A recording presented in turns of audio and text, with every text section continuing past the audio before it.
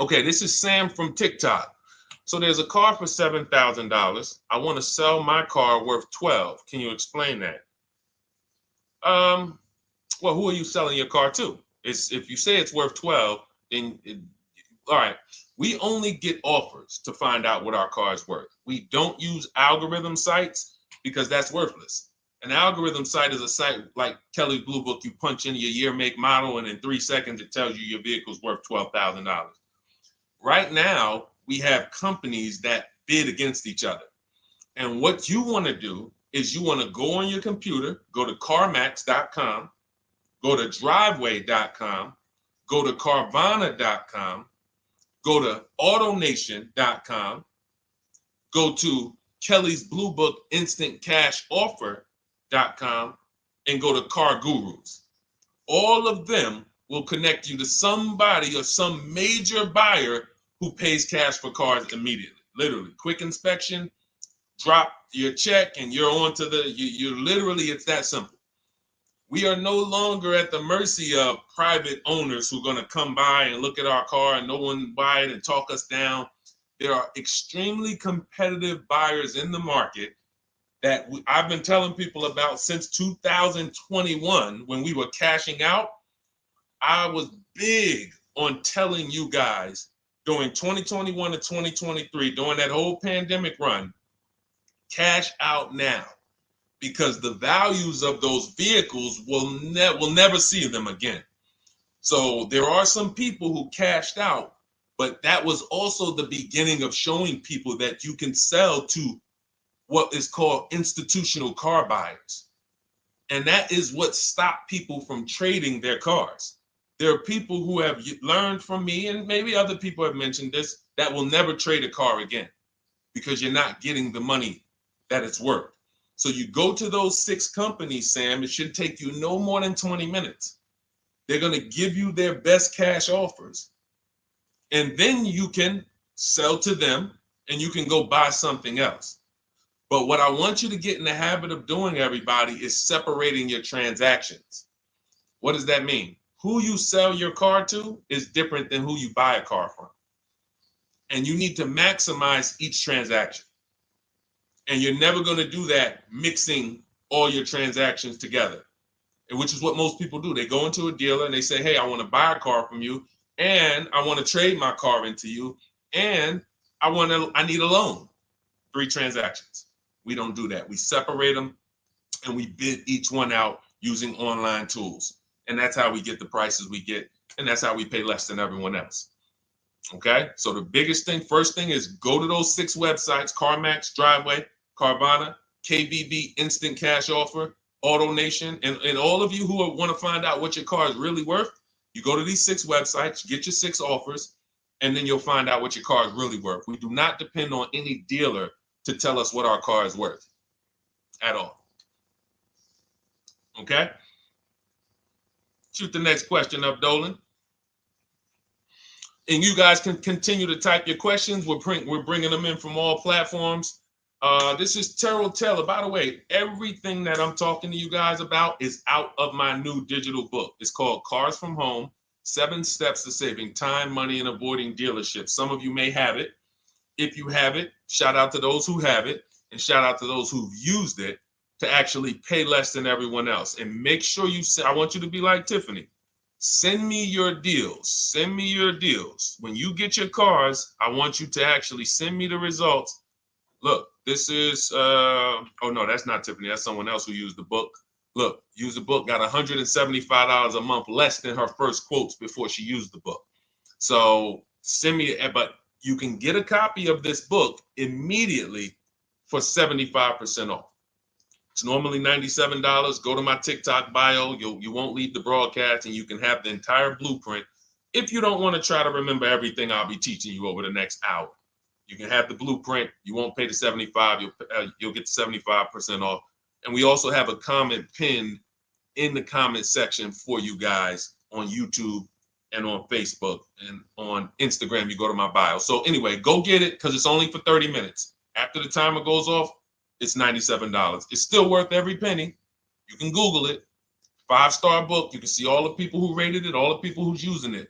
This isn't a test. to do, but I want you to get it at 75% off. It's better to pay $24 than $97. Okay, Terrell Taylor. So you said, Terrell Taylor on YouTube said, I have $35,000 to $40,000 to buy a truck with.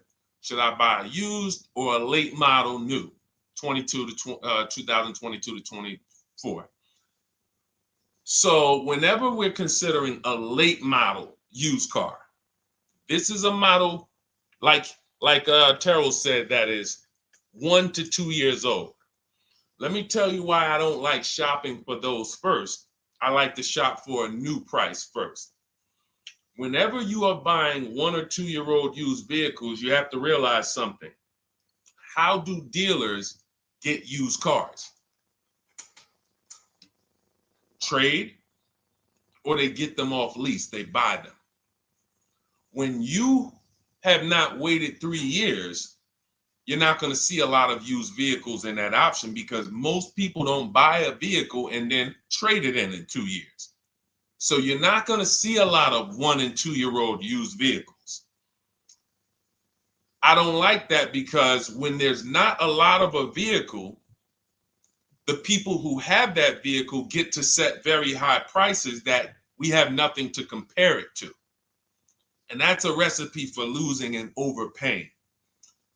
I've had people come to me who are looking like you, and what I say is, I say, okay, shop for a new one first. I'm gonna tell you why.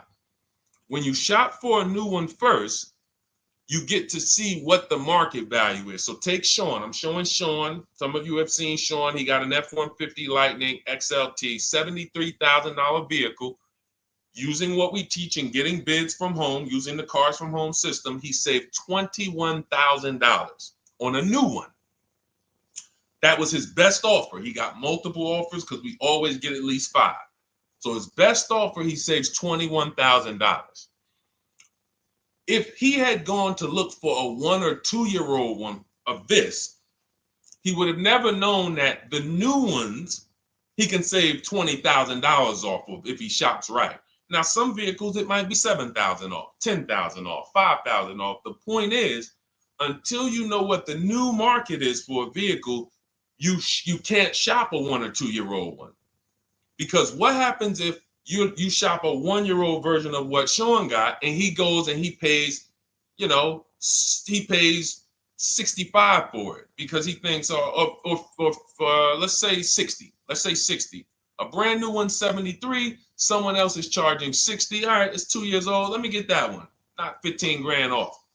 Problem is, he just overpaid for a vehicle because he could have got a new one for less than he got that 1 or 2 year old one. That's why the recent shoppers, anytime you guys are shopping 1 or 2 year old, you have to shop new first to find out what the market is. Now, in my book, I have my strategies for shopping new online and shopping pre-owned. It's totally different.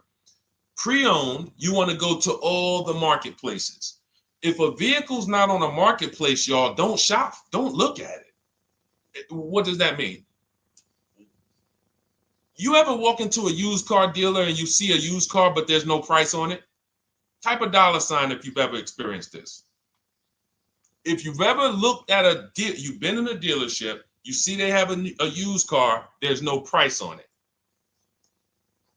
Type a $ if you've experienced that.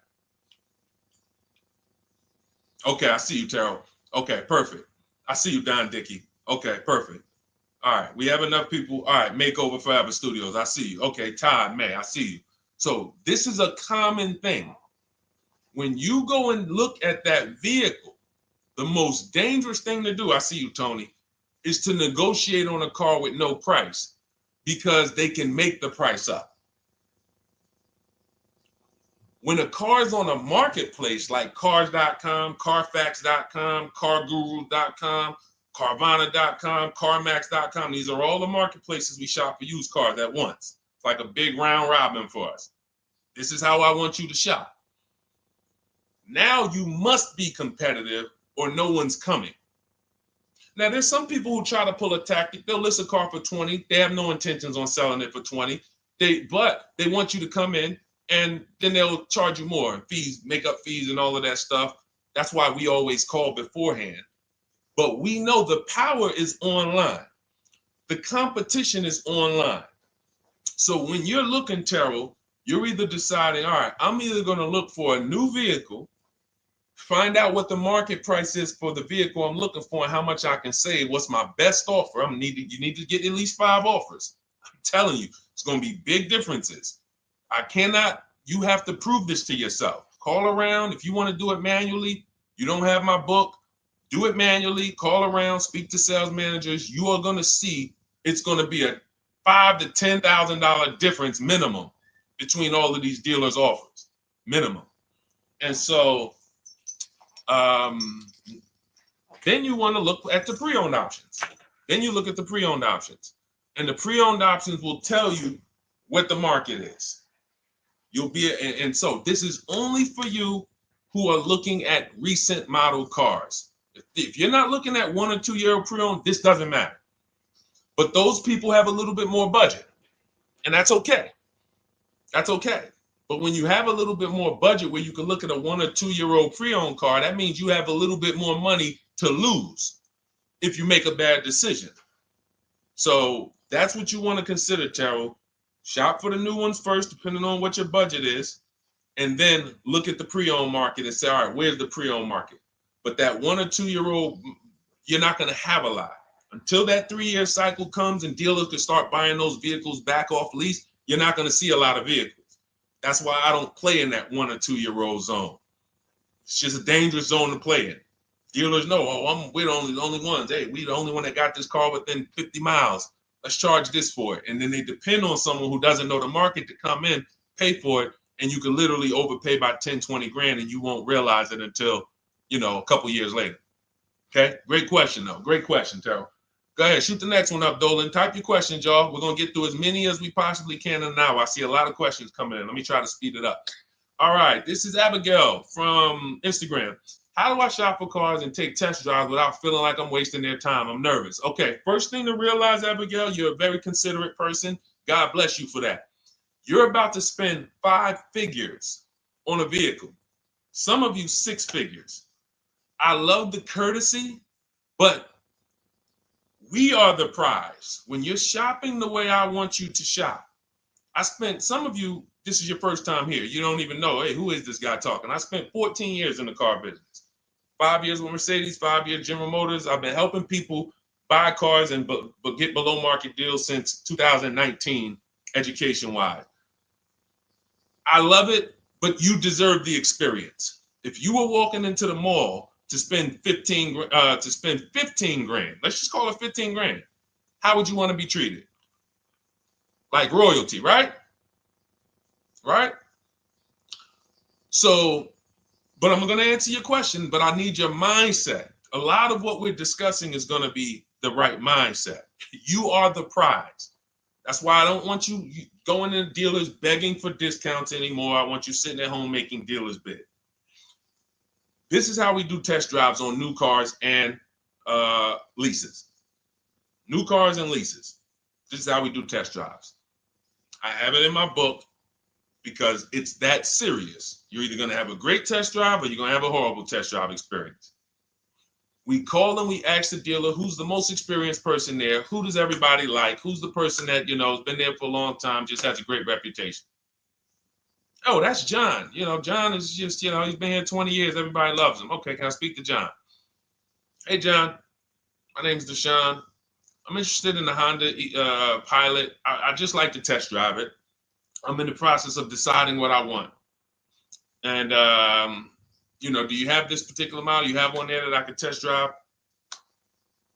John, because we asked for the best person, we're typically going to get somebody who is not going to lie, usually. Not a guarantee, but taking these steps, I know these guys. I've been in this dealership. I know most dealerships have one person there who has a good reputation and who cares about that reputation. If you're enjoying this content, hit the like button, y'all. And Keith, y'all killing the likes on TikTok. Shout out to everybody who's hitting the likes on TikTok, to double tapping the screen.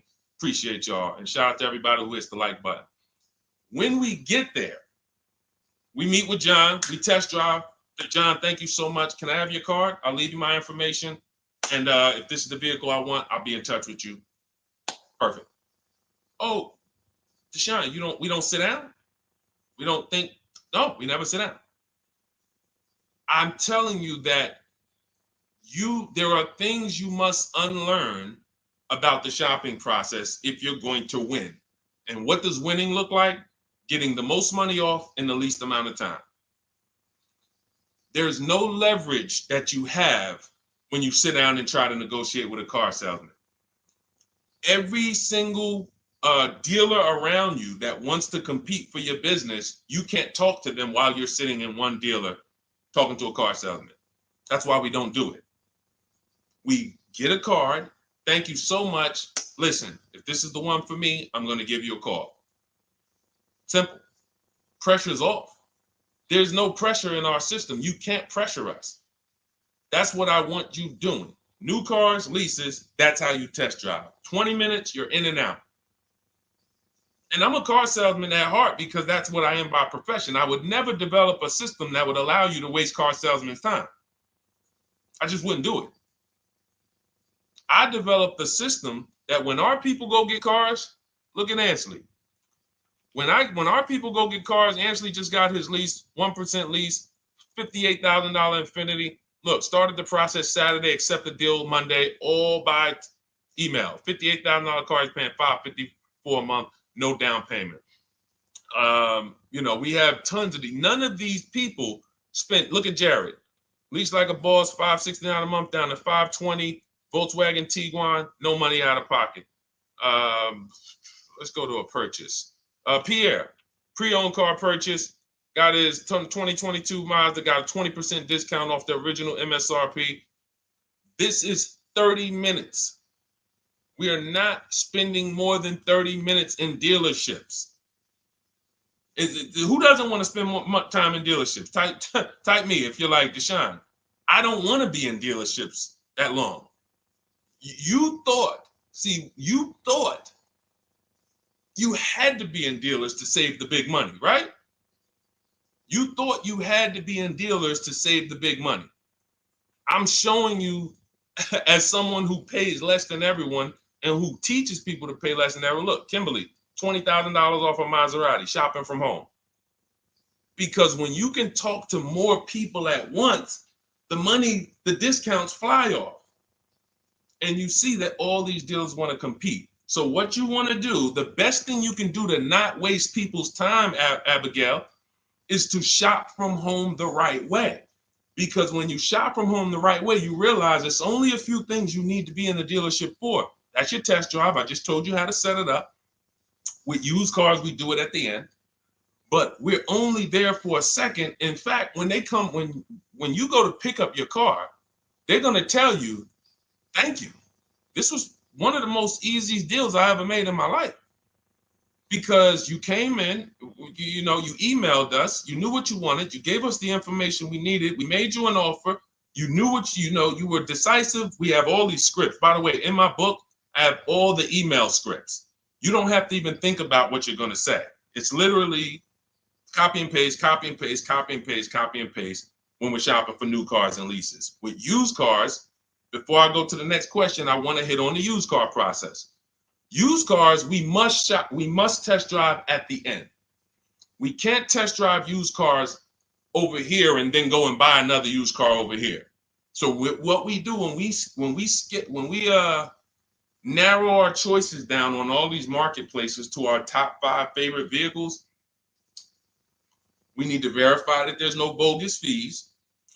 When I was shopping for my Infiniti truck, I narrowed it down to 4 vehicles. But I'm going to tell you something that's the most, who's bought a used car in their life? Type the letter U. I need you guys to program what I'm about to say into your brain cells for the rest of your life. Type the letter U if you bought a used car or if you plan on buying a used car one day. Type the letter U. All right, I see you, Michael. Don Dickey, okay. Terrell, I see you. Glizzy, Tony, okay. Lori, I see you. Victoria. Anybody who plans on this, let me tell you how. Okay, let me tell you how. All right. See, when I'm about to reveal big stuff, I got to kind of see how I want to say it. The marketplaces that we go to look at used cars on, They're never going to tell us what a great price is. And I'm going to tell you why. The only thing that matters, let's say we're looking at 4 white Honda Accords. 4, they're all white. These are the cars we want. We've narrowed it down. We're looking at 4. They all got similar miles, and they're asking price is $20,000. The marketplace is going to tell you what they think a good deal is based on algorithms. Based on all the vehicles listed on the market, this is a good deal. This is a bad deal. Here's what matters. How much was the original price of each vehicle? Why is this the only important thing? Because if we're looking at 4 white Honda Accords, but one of them was $35,000 when it was new, one of them was $39,000 when it was new, has a sport package, some special technology. One was $31,000 when it was new. One was $29,000 when it was new. What's the best value? What's the best value? You see how we clearly just went from, wow, all of these vehicles look the same, similar price, similar asking price. But once we found out, wait a minute, this one right here was $38,000 new. This one here has the cameras in it all around and the self-driving package, and it has the same asking price, or it's maybe $1,000 more. This is what I call the true value discount.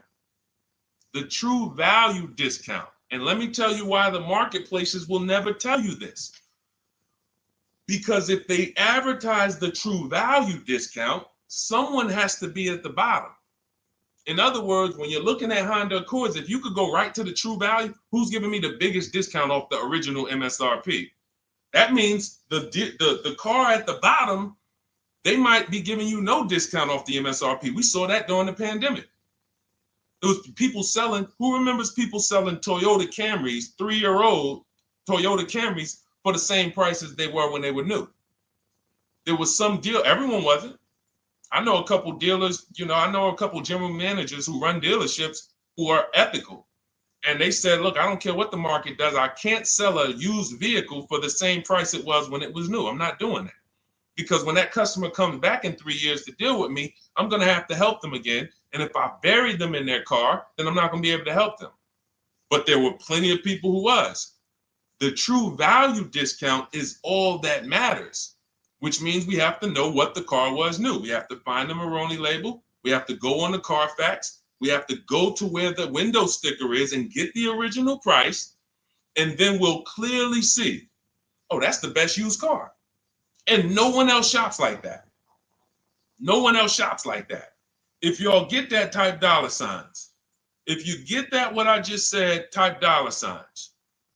That is what is important, not what they tell you is a good deal. So going back to me, when I got my Infiniti truck, 4 vehicles, all in a similar price range, all white.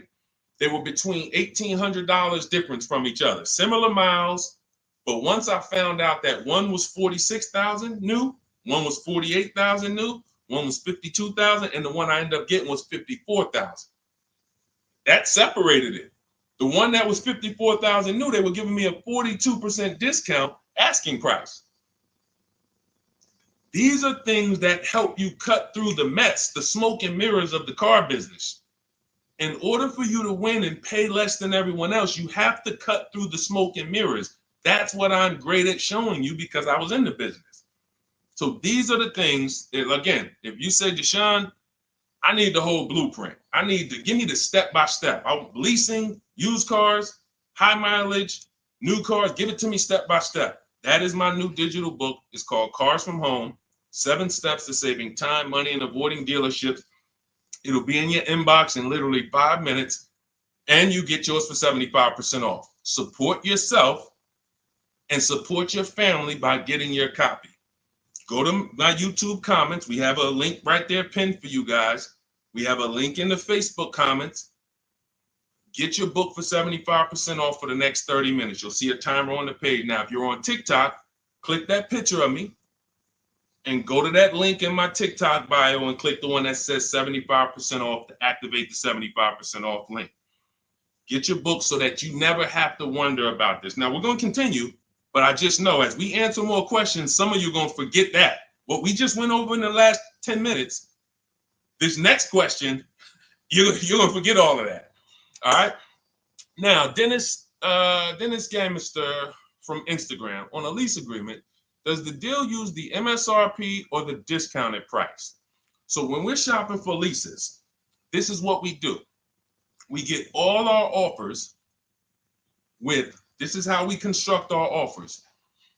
If you've ever looked on these commercials and you saw, well, Deshone, when I look at leases, though, it seems like, one, they limit me on miles. And then I also see that they want a bunch of money up front. You are correct. But they only limit you on miles according to the miles you told them you were going to drive. They don't pick the miles for you. We select the miles. And what ends up happening is people will, because they typically don't know how to shop, they're negotiating. They'll say, all right, well, my payment's $400. That's my budget. I drive more than 10,000 miles a year, but I guess I'll just take the 10. Instead of paying $20 more to get 12, they'll take the 10, and then they'll say something like, if I go over, I'll just buy it. Horrible idea. Absolutely catastrophic idea. Or if I go over, they blame the lease. They literally will get the penalty, get the bill for the 6,000 extra miles that they used, and they're charging them 25 cents a mile now, and say, man, this is why I don't want to lease, because they limit me on my miles. No, they didn't. To save $20 a month, you pick the lower miles. You can customize leases up to 15,000 miles if you want, 18,000 miles. Look at Jen. Jen just got her lease on her Honda. Hold on, where's Jen's lease? She got an 18,000 mile a year lease. Now, the way we shop is 12,000 miles per year, only first month's payment due at signing, and we shop it taxes and fees in the payment. Jen, her best offer on her Honda CR-V hybrid, which is one of the most popular hybrid crossovers in the market, she got $512 a month, 12,000 miles. That's a 1.3 lease. We'll talk about the 1% rule for great lease deals and the 1.5% for overpaying. She gets 1.3.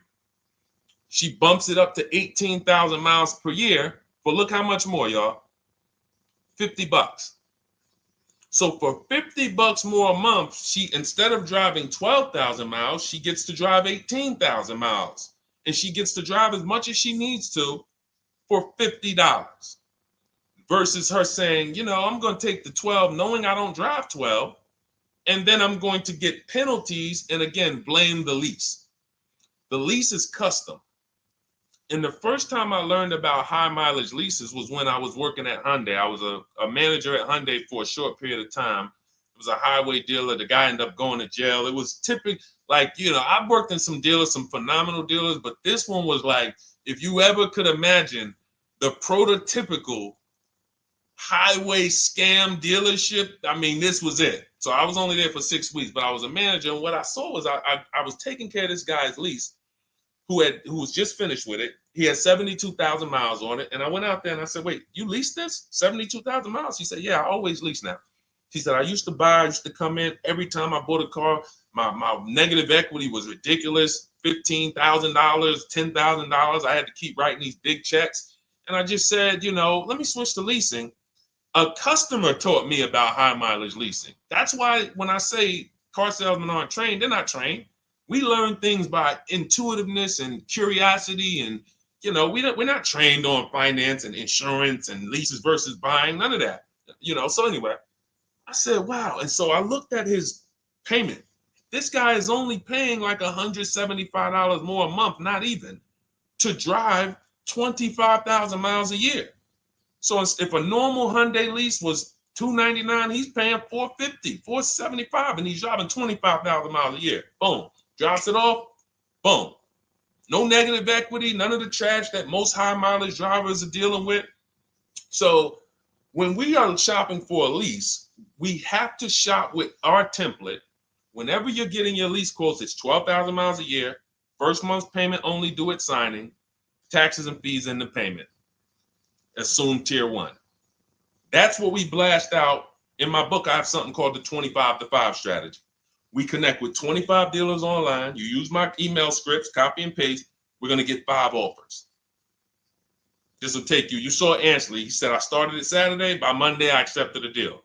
This doesn't matter. This is a 24, 48-hour turnaround to start getting offers on these vehicles. Now, once we're looking at offers, we take the MSRP. We take the monthly payment. We divide it into the MSRP. So let's just say we're shopping for a vehicle. It's $40,000. One of our offers is $400 a month. $400 a month. No money due at signing, just $400. We drive off. We divide that into the MSRP, not the selling price, the MSRP. So now we divide that into 40,000. We can see and we multiply by 100. That's a 1% lease. The 1% lease rule has been around for the last 20, 30 years.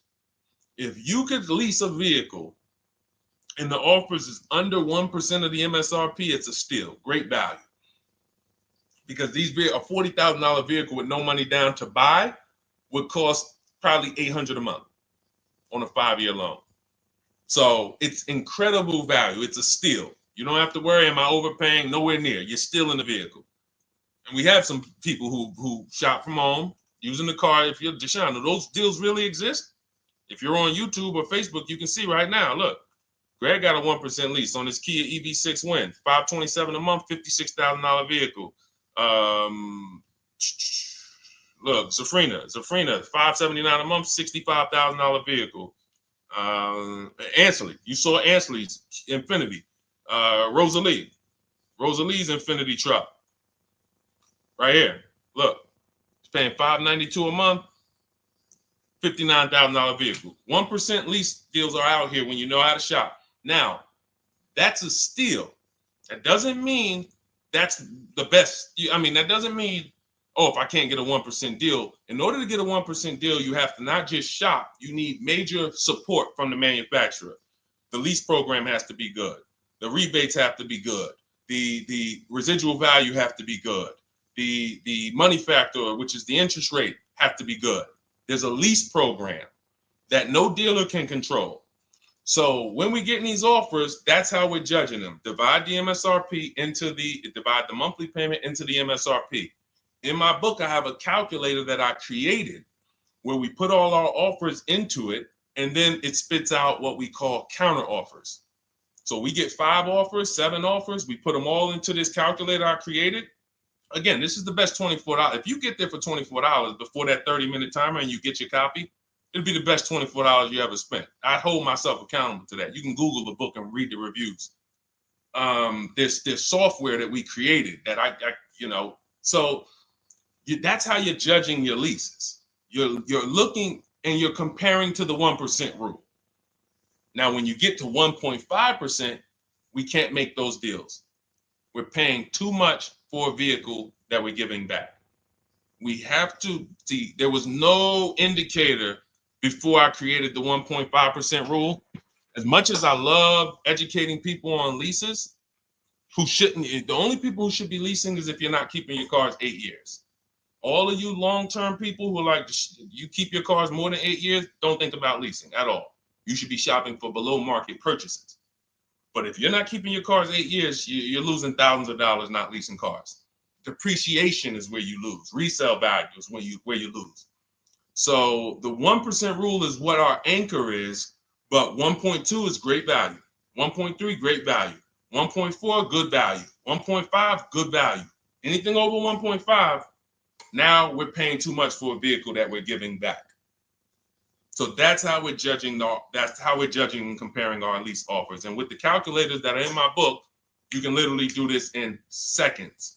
This stuff, these mathematical things that used to be complex, even hard for me to explain, when you're using the stuff in my book and you're seeing, wait, There's calculators I can do this. Boom, boom. Why don't these calculators exist on Google? Because anything that makes dealers compete, they're not going to make for you. They'll make stuff for you that allows you to see more and do this and make it easier and faster and connect to get a loan quick. But competition, any tools that create competition, they're not going to make those for you, because that's where the real money comes off when you make dealers compete. Okay, so you want your copy of Cars from Home, 7 Steps to Saving Time, Money, and Avoiding Dealerships. Click the picture of me on Instagram or TikTok. It's going to take you to my bio. You won't leave the broadcast. Click that link and then click the button that activates the 75% off, and you'll have 30 minutes. Once the timer goes to 0, the $97 price is what you have to pay if you want it. It's up to you, but $24 is much better than $97. $97 is still a great price. I have no doubt that you guys would write me, especially the more you use this. 1, 2 cars, 3 cars. You get 1 lease this year, a used car next year, a new car in about 4 years. And Deshone, what about when websites change? What about, this is an online system. Websites go out of business. Vroom went out of business. They were in my book. We used to get bids from them to sell cars to them. When we were shopping for used cars, they were in my multiple marketplace strategy. They went out of business. I went right into the master file, updated the 9,000 people that had a book. It was probably like 2,000, 3,000 at that particular time. And the next time people opened the book file, there was no room. That's why the book is digital. That's one of the reasons. You'll see the other reasons is I have scripts that I link you to. I have PDFs I link you to. Videos I link you to. I couldn't do this with a real physical book. So again, in the YouTube comments, in the Facebook comments, we have a link for you guys to get your book at 75% off for 30 minutes and use it. All right, Dolan, shoot the next one then, brother. Let's go. How old of a used car should a person buy? That's based on budget. I like to start with, when we open those marketplaces, Tony, you want to start with the most recent cars. The first thing you're doing when you open up the marketplaces, y'all, first of all, we're creating accounts. Out of all those marketplaces I named, 6 or 7 of them, we use 8. We use eBay Motors, we use Carfax.com, we use Cars.com, Autotrader.com, CarGurus.com, Carvana, CarMax, Driveway, and that's 8. 7 of those, or 6, allow us to create an account. Why is it important to create an account? So that every single new car that matches our criteria, as soon as it's listed, we get a notification. The people who have that notification on, most of them don't know how to assess the market like I'm showing you. So even if they get a notification that the car was just posted, they're not going to have the information to take advantage of it. They're going to hesitate. What we do is, the first thing we do after we create our account is we're now assessing the market. Where's the low prices? Where's the high prices? And I'll usually go 3 years back, sometimes 4 years back, and let's assess the market. Now, I have another calculator in the, matter of fact, let me show this to you guys. I have another calculator. It's called the Perfect Budget Calculator. The Perfect Budget Calculator. What this does, you guys can't see this on YouTube, but you can see it on you can't see this on TikTok. But if you go over to YouTube, Facebook, or Instagram, you'll be able to see what I'm sharing right now. Now, what often happens is, let me share this. Hang on. Boom. Okay. So now what often happens is, a lot of you will say, I could put down $2,000, but, if I don't have to, then I won't. Or, if you get a car and you pay $15,000, if you pay $500 a month for 5 years, that's a lower price you paid than paying $500 a month for 6 years. So ways to manipulate our budget is to shop within our budget for a shorter loan. This is all stuff where I said, okay, people don't know they need to be doing this. So let's make a tool that does it for them. And this is, you get access to this when you get your copy of Cars from Home, my book. So let's say we do something called an equity assessment. Everybody who has a car, remember I was mentioning a little while ago, we go to these websites, Driveway, Room, or all these, and we find out what our car is worth. Let's say you're like, man, okay, if I sell my car to CarMax, I'm actually going to have $3,200 of equity. All right, so when I sell, I'm going to put that into my budget. All right, now max, my down payment, max I could comfortably do is $1,500. That's max. Now, we use the average interest rate, and in my book, I give you a link to see what the average interest rate is at the particular time you're going to be shopping. Let's just say it's 6.9. Now, we enter a comfortable monthly payment. Let's say you're like, all right, I don't want to go any more than $425 a month for 6 years. That's my max. You enter your state so we can pull the taxes and we can pull the fees. New Jersey, calculate budget goals. Now it's going to ask you a comfortable monthly payment on a 5-year loan. You might say, all right, same thing. I still don't want to go over 425 no matter what. Perfect. What this does is create multiple goals.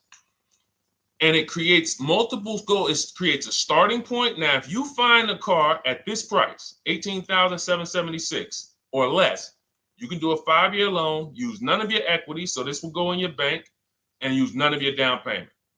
Now, next goal may be, okay, $22,000 or less. 6-year loan, no equity, no down payment. So the first two goals are no money down goals. If I find a car anywhere in these price ranges, I can do these deals, no money down. Now, this is one where I use my equity, but no down payment. Goal number 4, I use my equity for a 6-year loan, no down payment. Now, goal number 5. Now you can see the price of the car is getting higher. Use equity, use my use equity and down payment, but it's 5-year loan. And then here is your max budget. Your max budget, which is fine. There's nothing wrong with if you find a vehicle that, once you use this and you find the best price vehicle, as long as you are under this number, you are fine. The problem is when you go over that number. The problem is when you go over budget. All of these goals are your budget. So when I got my Infiniti truck, I got my goal out. It was my fourth goal. Now, this is how you make sure when you go out to shop, and look at the top. What does it say? You select your state determines the sales tax, will factor it in, give you precise figures. Now, you'll notice, what about the fees, Deshone? Don't all these cars charge fees? We've already factored in the taxes, and we've added $1,000 for fees. What is $1,000? The documentation fee and the motor vehicle fees. It's all in there. So you can go out and know that's my max budget. I cannot buy a vehicle, make a deal on a vehicle where my purchase price is more than $26,729. That's the perfect budget calculator.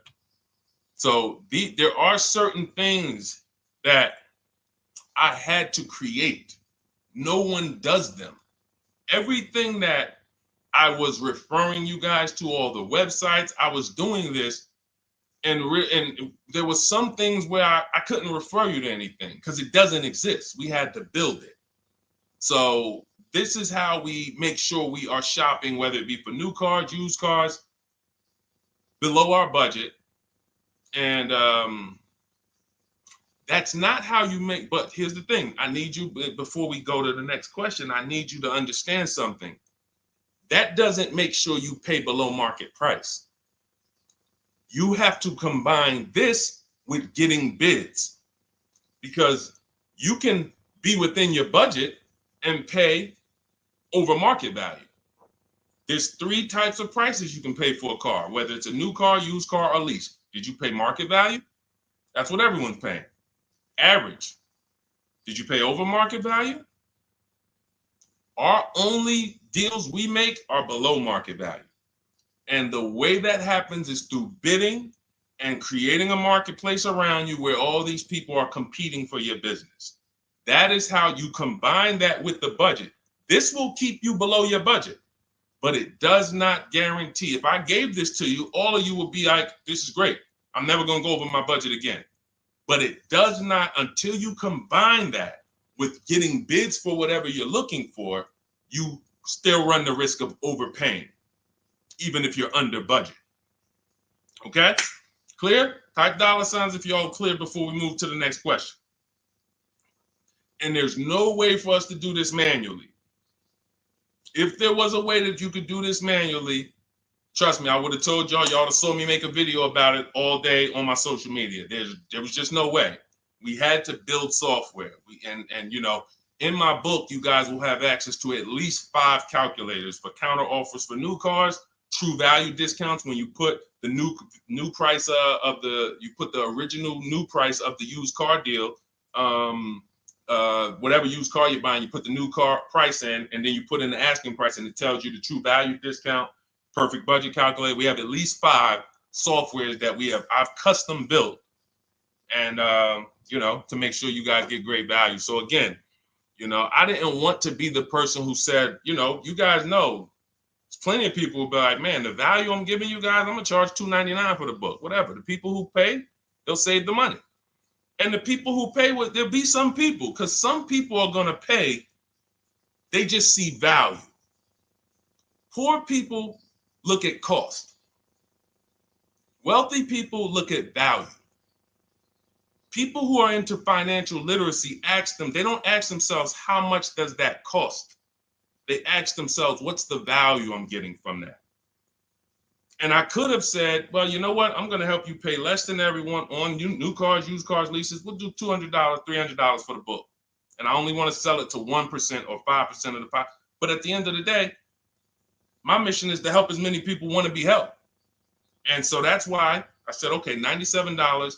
But even our welcome offer, you got a chance to get it for $24 if you get there before the 30 minutes is up. Okay? YouTube link, get your copy. And make sure you save the support email, guys. You see it scrolling across the screen. If, for instance, you don't get your book in 5-10 minutes, it's usually because you typed your email wrong. Reach out to my support team. They'll get you the book immediately. And soon as you pay, go to TikTok. Look, y'all see the links. Go to my bio on YouTube and Instagram. Get your copy. And as soon as you pay your $24, there's going to be a page that says screenshot this page. Right on that page, you can access your book. I want you to have the book immediately, but I also, in case you know, some of you type wrong, big thing, you know, we fat finger stuff. I want you to have the support email so that you can reach out to my team so we can make sure that book is in your inbox so you can use it and start saving money and building confidence. Okay, Dolan, next question, man. Let's keep it rolling. Okay, there's something about Mary on Instagram. I bought a car as is, and in less than a month, motor lock, can I sue for selling me a lemon? I'm not a lemon law attorney, but that is not what a lemon law case is based off of, in my understanding. Lemon law case is based on you buying a vehicle and the same thing continuing to go wrong at least 3 times. You know, that's a general overview of, you know, what the lemon law process is. And if y'all are enjoying the broadcast on TikTok, can y'all just double tap the screen and keep running those likes up? Every time y'all do that, y'all help TikTok bring more people here, and I appreciate it. If you're going to spend some time with us and, you know, every time just you hear something you like and you're like, man, we got to share this. Oh, and shout out to Madhu for sharing. Here's the thing. I made a video about this the other day because a friend of mine got a used vehicle and the transmission went out on him in about a month. So it wasn't the engine. But when you buy a vehicle as is, it's very tough for you to have any recourse, anything that you can do, because you're signing a contract that specifically says as is. It's very tough. What I would do if I was you, because the damage is done. I just find out what it would cost me to put a used engine in the vehicle, rebuilt in a used engine. You know, salvage yard. You need to, and especially if you're buying cars that you're paying cash and you're buying as is cars. These are probably cars that are under 10 grand, 12 grand. You need a mechanic. See, because that's a strategy. There is a great strategy called buying inexpensive cars and having a local mechanic so you could do what's right. Oftentimes you could drive those cars for a year or two and sometimes sell them for what you got for them because you've outlived the depreciation. Those cars are not depreciating as much unless you overpay for them. If you overpay for it, then it's going to drop because you overpaid for it. But if you pay a great price on some of these vehicles, you can oftentimes win with this, but it requires skills. One of the skills is, how do I avoid engine issues, transmission issues? So a couple things for those of you who may be going this route, you need to narrow your search down thoroughly based on title history, service records, accident history. That oftentimes you'll see, if I typed in right now 2018 Subaru Outback longevity. That's one of the things we do. It's in the 4th step of my book. Before we get prices on anything, we do a quick 5-minute search to make sure these aren't bad cars. There are bad cars out there, but there's data that shows us. If I type that in, it'll tell, okay, these vehicles are known for lasting 100,000 to 300,000 miles, depending on how they're maintained. That means you could have a quality vehicle, but if it wasn't maintained correctly by the first owner or owners, it's going to break down. The life cycle is cut short. These are preventable mistakes by simply checking Google. Now, we narrow these things down based on title history, service records, accident history. Once we do that, I don't mind buying a 10-year-old. I bought a car that was it's my around the city car. I drive it probably 200 miles a month. I bought it from a owner in South Orange. He was a 98-year-old man. He's had it for 10 years and he knew everything about it. He leased it for 3 years, then he bought it. So he's really had the car for its entire life cycle. That's what you want because you're able to look and see the service records. I don't mind. We have to take the risk off of ourselves, and the risk off of ourselves with used cars to prevent ourselves from buying these used cars that are breaking down on people and they're always in the shop and, they're dying on the road and you got to keep the tow truck on speed dial. It's simply a matter of checking to see the reliability records of the car, which is easily accessible on Google, the way I just said, and then making sure the one we get was actually maintained correctly. And that's going to give us the best chance of having a great experience. These are the steps we must take. But in your particular case, there's probably, I don't think you have a case. You can certainly reach out to a lemon law attorney. I don't think you have a case at all. I think because it's buyer beware with cars. It's buyer beware. That means it's on you. If something goes wrong, it's on you. And so what I would do is I would find a local mechanic that I trust, that everyone loves in the neighborhood, and I've been there for 10 years, 20 years. And I would say, listen, can you find out what it would cost me to put another engine in this vehicle? My father did this on his GMC Envoy about 6 years ago. It was a 2008 Envoy. The engine went out on him. He put a new engine in the vehicle. One of the best $2,000 he ever spent, $2,000 or $2,500, whatever it cost him. They put a new engine in that vehicle. He still has it. He's about to sell it for about $4,000. He's had that vehicle from 2013. Think about that. A lot of people, engine goes out, they sell the car. It's worthless now, so they take the loss. Meanwhile, man, let me come up with $2,500 and I still got no car payment for the next 6 years. We don't need to be so quick to go replace our cars. If we follow these strategies, we can actually, I love to see more people doing that. Just go fix the car. But don't go to the dealership to fix it when they tell you, hey, the engine's gonna cost $10,000. And what does the dealership say, y'all? When you have these major issues and the dealership tells you the transmission is $7,000 and a new engine is $10,000, what's their suggestion? What's their suggestion when they tell you that? Because they already know you're gonna be like, yo, what the heck? I can't pay all of that. What's their suggestion?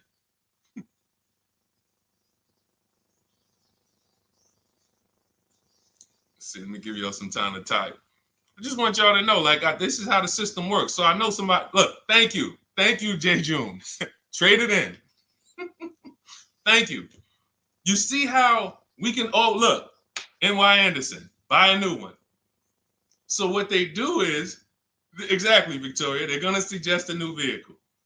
So if we know, now watch this, as your vehicle is worthless, you don't have any opportunity to put it on a competitive market to see, well, how much would somebody pay for that? They've already assessed the value and they want to structure your deal, have you take that major loss for that engine. They're going to put the engine in for a lot less than that and they're going to resell it, and now they sold you another car. When you could have just literally went to a mechanic, got a rebuilt or got a used engine, put in that vehicle, cost you $2,500, maybe $2,000, and literally you're on the road for another couple years with no car payment, keeping money in your household versus now I'm in another $400 a month payment. Okay? This is what it's about. And if you're like Deshone, well, I don't want to keep a car that long. We talked about you earlier. You shouldn't be buying cars. Because the keepers on here who keep cars 8 years, 10 years, who has a car they've had in their driveway for more than 8 years? Type the number of years. I want to explain something we're going to help a couple people learn a lesson here about themselves, because they're going to be like, they're going to realize they're not keepers. Look, look, we need to show people, because some people think, oh, I keep my cars a long time. I keep them about 6-7 years. We need to show that that's not a long time in the world of cars and depreciation. So Michael, 15 years. Michael got a car that he's had for 15 years. Let's go. Type the number of years you've had it if it's more than 8. Look, Vancia, 11 years. Let's see. See, a lot of people don't keep their cars. Look, NY Anderson said, I drove my last car 14 years. All right, Connie, 15 years. She has a 2004 Chevrolet. Tony on Facebook, 2006. Now, watch this, y'all. If you ask me, Deshone, what's the way to get the most money out of a vehicle? It's to do what they're doing. Tanaya, 9 years. No, Renata, not less than 8. Not less than 8. We're trying to put you into a different we're trying to help you see the category you should be in. Look, 9 years. Donna, 15 years. What's so important for y'all to see about these people is that they have beat depreciation. And that means whatever their vehicles are worth today, a year from now, they're going to be worth about the same. If their vehicles are worth $4,000 today, a year from now, they'll be able to still sell it for about $4,000. But the thing is, they're trying to get the most money out of it because the cost of replacement is expensive compared to what they're doing. No matter how much they got to pay to keep those vehicles on the road every year, a little couple $100, maintenance, whatever, it's nothing compared to going and getting a new car and bringing hundreds of dollars a month or thousands of dollars in the form of cash out of our household. And everyone's not going to do that. And that's okay. You should not be buying cars. You should be shopping for below market leases. Because again, there's 2 ways to save money. Do what the keepers do. You just saw all the keepers. We shouted out all of them. And the other way is to go in and not tie money up in the vehicles in the first place. When you look at somebody like Danielle, she's driving a $44,000 Audi, 2024 Audi A3. That vehicle is $800 a month to buy, no money down. $800 a month for 5 years, maybe $700 a month for 6 years. She's paying $550 a month. She didn't tie up the money in the first place. That's the name of the game with leasing. Bonita on her Telluride. This is also to show you it doesn't matter what the market does. The market could be up or down. We're going to pay less than everyone. This is Bonita. She got a Kia Telluride during the pandemic when everybody was paying ridiculous prices. That's why I show her 2022. Look at the date. She said, I'm driving my dream vehicle, $600 a month. People were leasing. And I know if somebody watching this and they're like, if you leased a Kia Telluride during the pandemic, you are not paying what she's paying with no money down. I know it. I know it. People were DMing me, Deshone, I want a Telluride. They want $900 a month for them. I know people weren't paying $600 a month, but she came in, used our bidding system, used the same strategies you're going to have access to in my digital book. She got $600 a month from home without being in a dealership. Her dream vehicle. This is how you win. You're either going to not tie up your money in vehicles, you're going to drive new vehicles that don't have problems because they're always under warranty and you're paying cents on the dollar compared to people purchasing, or you're going to be a keeper like Michael and like Donna and like the people who said, okay, I'm keeping my vehicle this long. That's why in my book, it's 7 steps. But the first step is to ask yourself how many years you're keeping your next vehicle. That is the first question I would ask you if you and I were shopping together. My first question to you would be, Michael, how many years you want to keep the next vehicle? 8 or more or less than that? If you said to me, Deshone, I'm going to keep it at least 8. All right, let's go for the purchase. New or used, depending on budget, but we're purchasing. We need to find a below market purchase. If you said, Deshone, I'm 6 years max. I can't see myself keeping a car more than 6 years. All right, we're going to shop for a below market lease.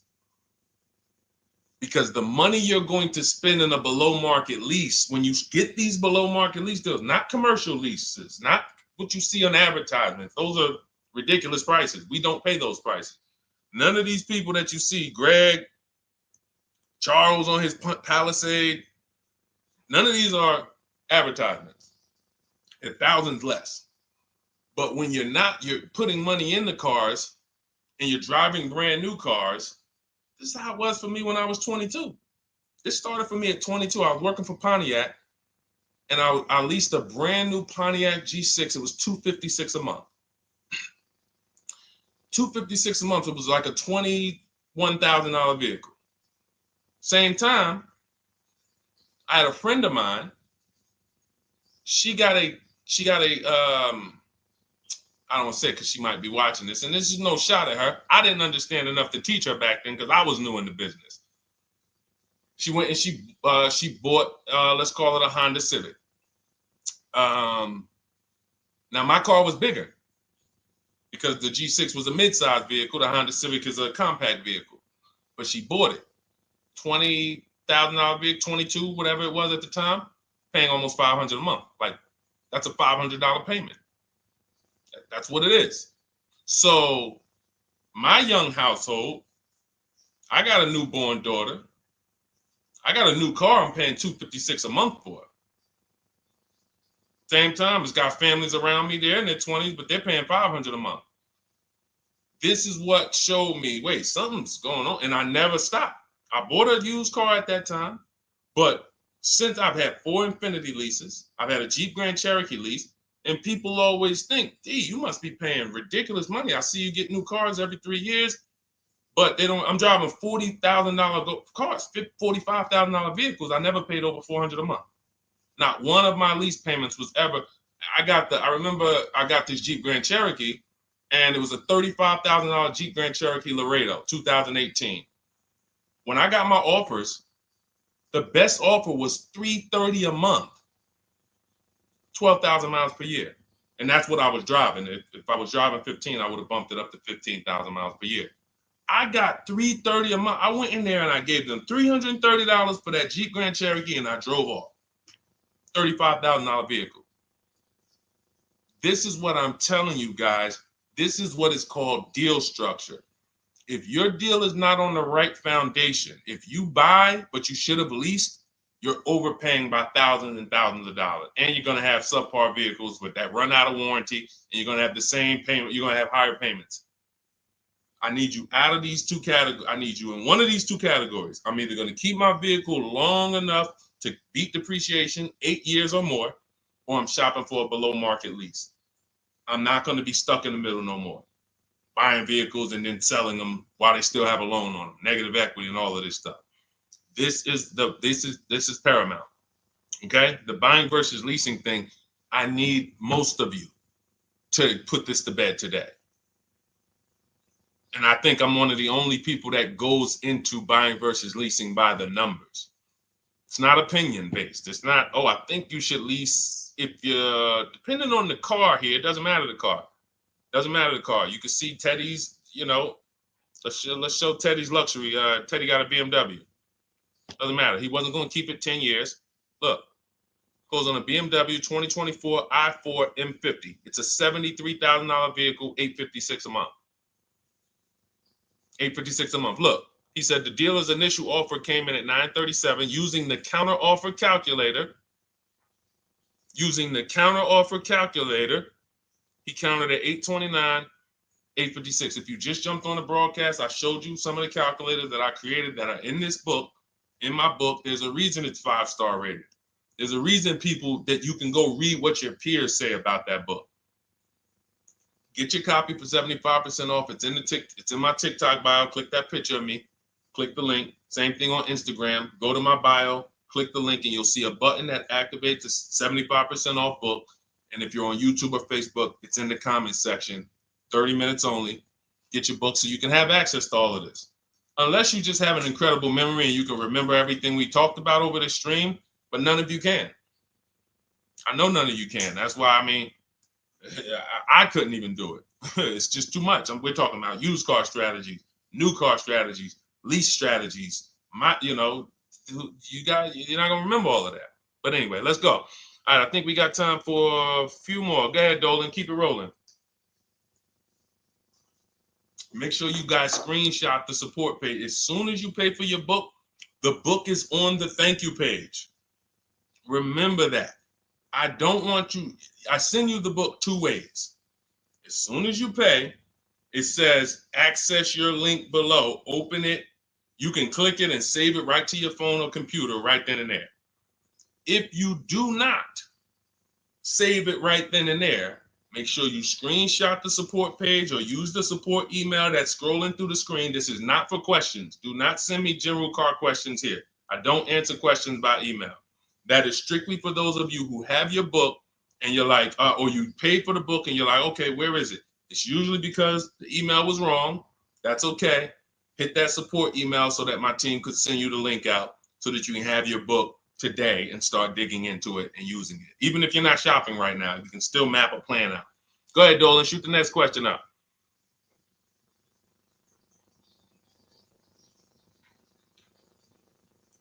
All right, this is Victoria from TikTok. Any tips for how I can get the highest trade-in value for my existing vehicle? Of course, bids. Bids. First of all, you just said a curse word. You may not know, but we don't use that T word here because you're never going to get anything. You're not going to get a max value for anything trading. We are fortunate that we have the opportunity to get bids from cash buyers in the market. And I'm not talking about cash buyers like Facebook Marketplace where a person, it's one of your neighbors from your town coming to look at your car. I'm talking about institutional cash buyers. People who cut a check instantly and, they do an inspection. That Jeep Grand Cherokee I sold to CarMax, they were the highest bidder 3 years ago during the pandemic. I'm not going to tell you what I made because those values don't exist anymore. So it just doesn't even make sense. But, those of you who were watching my videos earlier 3 years ago or using my tips, you guys cashed out and made ridiculous money. When corporations were trying to make money on people, we made money too. But CarMax won the bid. I went down there. They did an inspection on the vehicle. They came back. Accounting department came, cut me a check. I walked away with a check. That's it. You don't want to trade. You want to sell. You want to break your not even break your transactions. I need you, Victoria, to realize there are three transactions in a car deal. Who you're going to sell your car to, That's one. Who you're going to buy your car from, that's another. Who you're going to get your loan from, that's the third one. Now, you're not always cash buyers. Deshone, I pay cash. Then you don't need that. Deshone, I don't have a vehicle to replace. Then you don't need that.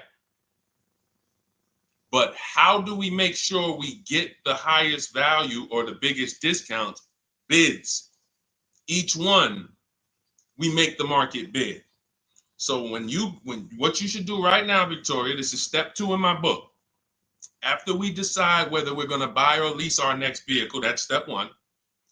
Then we move to what is called the equity assessment. We need to find out, do we have equity or negative equity? Equity assessment.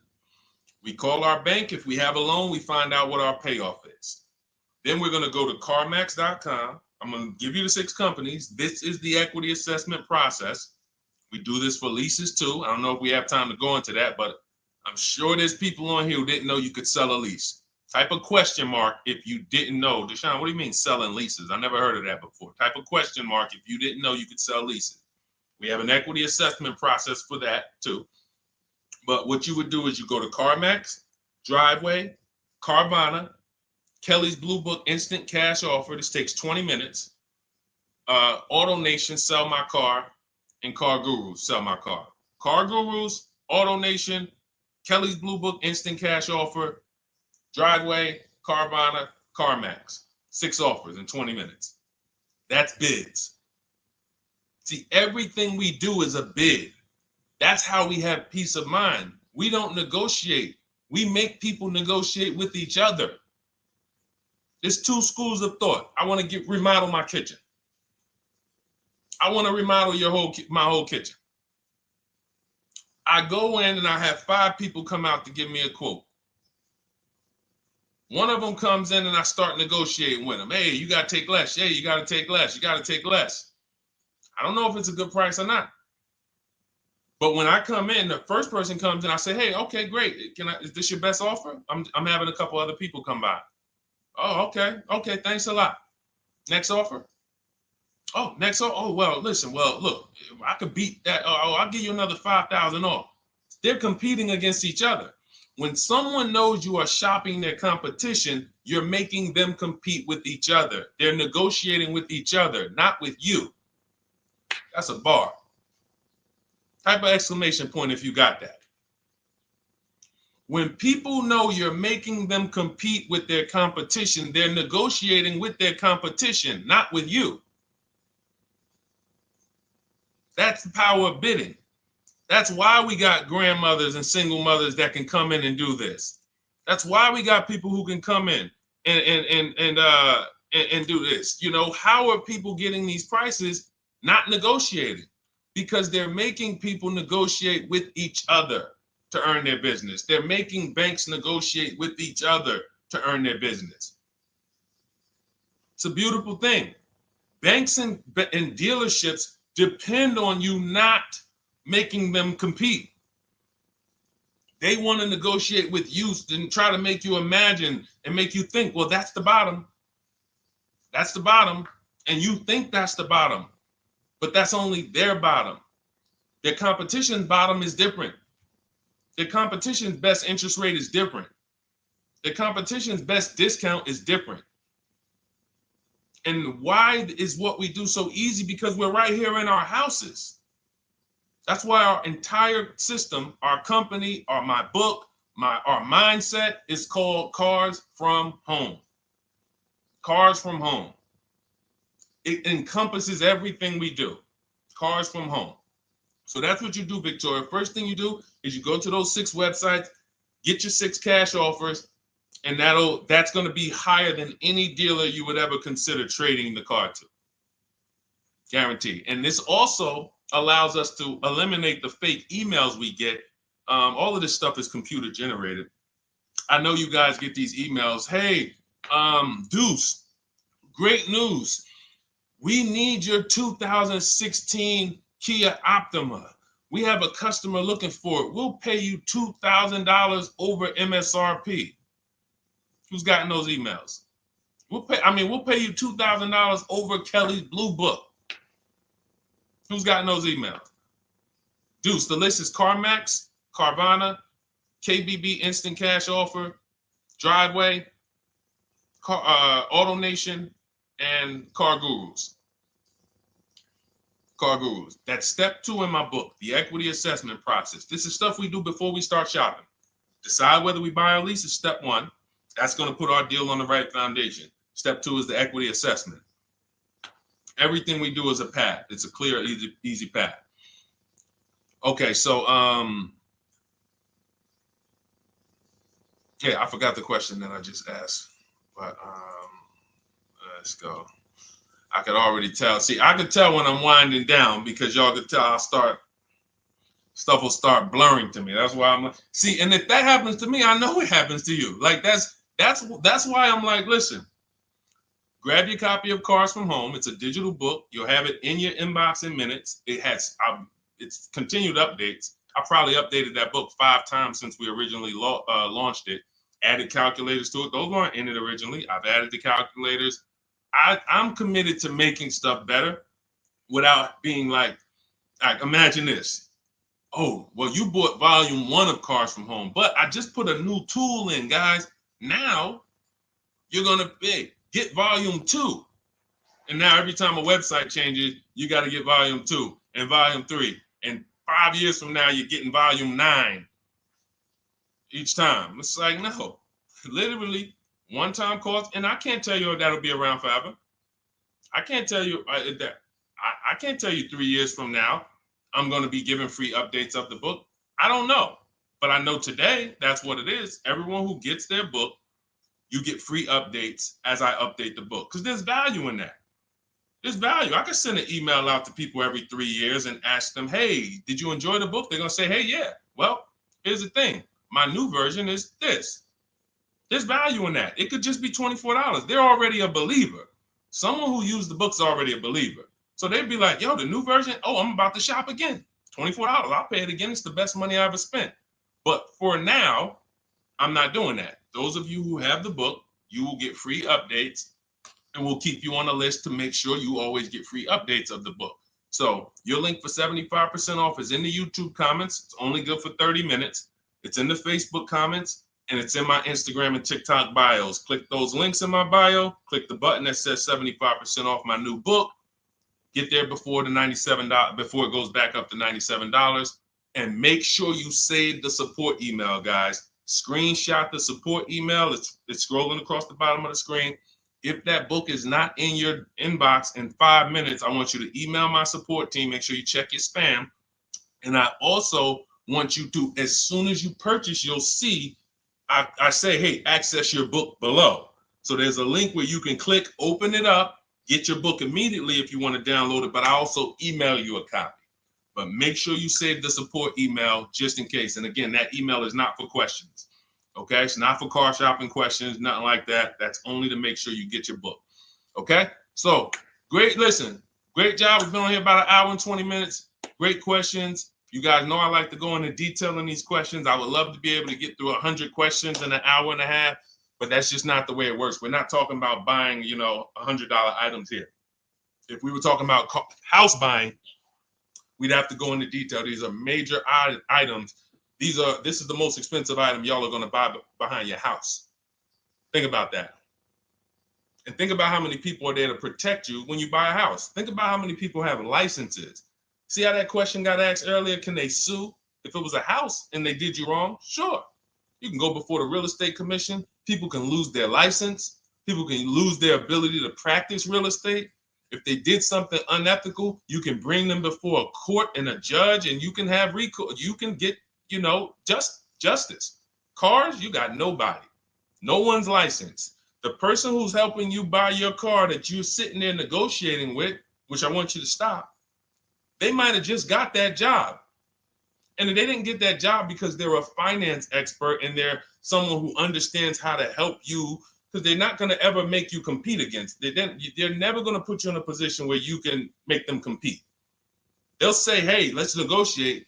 But here's the thing. That person just got a job because, you know how many people walked in a dealership with a good smile and a good personality? 2 weeks later, they're selling cars. These are the people that are helping you. They're not licensed. They didn't go through school. They didn't go through ethics training. They didn't go through any of this stuff that realtors and brokers have to go through to help you buy houses. So when you get your car, it is on you. That's why you want me working with you. You want my blueprint. You're not by yourself. You're watching my videos. Once you get my book, you can stop watching my social media videos. I don't want you watching my social media videos if you have my book. It's just going to confuse you, because what my social media videos do is warn you what not to do. That's what my social media videos do. Don't do this. The worst thing you could do is this. The worst thing you could do is this. Don't do this. My book is teaching you what to do. It's telling you what to do. It's not an education book. It's a do this first. Step 1, do this, do this, do this. Step 7, hey, congratulations. We're taking delivery. We're not focused on that. So once you get my book, you don't have to watch my social media videos ever again.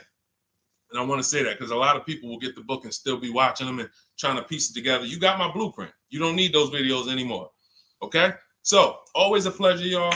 God bless you. To those of you who have your book, make sure you email me when you pick up your cars, send me all the details. Deshone, check this out. This is what I got. This is what I paid, so that we can bring you guys into the stream and continue to tell everybody about you. So about the results.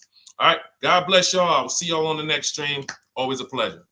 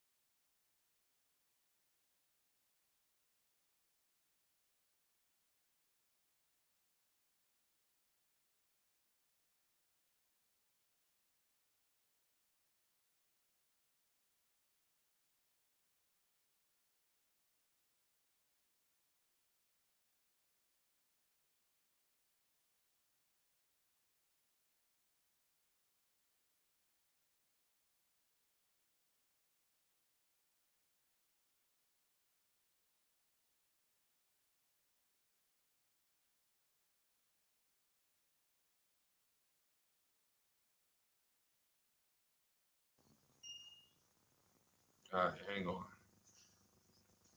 Welcome to Car Shopping Questions and Answers. We are going to be going deep on all your car shopping questions. No question is off limits. And if you don't know me, my name is Deshone the Auto Advisor. We're already up and running on TikTok. We got our first couple questions about to come in, but I need to get back on Facebook because we have to start Facebook, YouTube, and Instagram at the same time, or it's not going to work. So let me it's all good. Stay right there. And I want you guys to start typing your questions. We'll be here for a powerful hour, and I'm just going to go through as many questions as I can in an hour. And we're going to be talking inside stuff. I don't hold back. Some of you know who've been on the stream with me. I do not hold back when it comes to questions and what we do here. So let's just go on Facebook. All right. Hang on. Let me throw the link up. Perfect. Yeah. All right. Okay. We're good to go. Dolan, you can bring the first question in. And let me give a new. Welcome, Facebook. We're on 4 platforms right now going live for car shopping questions and answers. Type your questions in below, and we're going to make sure we get to them. All right. It's not easy getting 4 platforms live at the same time. And we have 2 TikTok channels that we're live on at the same time. So everything we'll be talking about is out of my new digital book, Cars from Home, 7 Steps to Saving Time, Money, and Avoiding Dealerships. I have a special link for you to get a copy at 75% off in my TikTok bio, in my Instagram bio, or in the YouTube or Facebook comments for the next 30 minutes. Let's rock and roll. All right. First question comes from Scott on TikTok. I'm trying to buy a new pickup truck in New Jersey. Not sure how to do it. Well, the first thing we want to do is decide whether we're going to buy or lease. If you're keeping this truck longer than 8 years, then you should be buying. Once you decide whether you're going to buy or lease, and that's how you're going to avoid depreciation. Like you could save a ton of money on this truck, but if you trade that truck in 3 years, 4 years, you're going to lose a lot and you're going to just be buried because you're losing too much over the first 5 to 7 years of the truck's life cycle. So if you're like Deshone, I'm keeping it more than 8 years, no need for me to think about leasing, all good. Now we're going to move to what we call the equity assessment. Do you have any vehicle that you own right now that you need to replace? Because there's a word that we don't use here. Some of you know who've been on the stream with us for a while. What's the word we do not use? Starts with a T. There's a word here. See, so, and I'm moving you through this process. So Scott, I want you to see this is a process. It's not we don't wing it here. So there's a word we don't use. You already decide whether you're going to buy or lease. Let's see. Does anybody know? We might have a lot of new people on here today. Thank you, Brenda. Trade in. Brenda got it. We don't trade in vehicles. Because again, when we start talking about getting all the money on our car deals, we got to realize something. We got to get all the money from each transaction. That means the car we have right now, if we don't get the most money for that, we lost money. The loan we may be getting, if we don't get the lowest interest rate, we lost money. And the car we're buying, if we don't get the best price, we lost money. So what we do is the equity assessment. Let me know if you have a vehicle you're going to be replacing. We would make sure we go online, we go to bidders, and we find out the highest bid we can get on our vehicles. Takes us 20 minutes. 6 major websites: CarMax, Driveway, Carvana, Kelly's Blue Book, Instant Cash Offer, Car Gurus, and AutoNation. These are people who are fighting tooth and nail every day to buy cars. So we get bids from them. Now, let's move in. Let's say you don't have a car to replace. Now what do? Well, let's look at how we're going to pay for this truck. Are we going to, let me turn on airplane mode to make sure I don't get any interruptions. All right, how are we going to pay for this truck? Are we going to buy it cash, or are we getting a loan? So if we're getting a loan, then we need to see, are there any special interest rates on this truck we're looking at? If there's 0%, if there's 1.99%, that eliminates us from needing to shop for a loan. That's called a subvented interest rate. No one's beating it.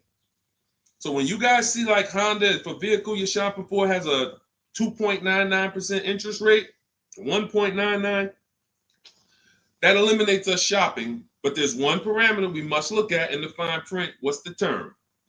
Is it for 3 years? Is it for 5 years? If they give us 0% for 3 years, a lot of people can't afford that payment. Interest is great. There's no interest. It's free money. But you got to be able to afford the payment based on the term.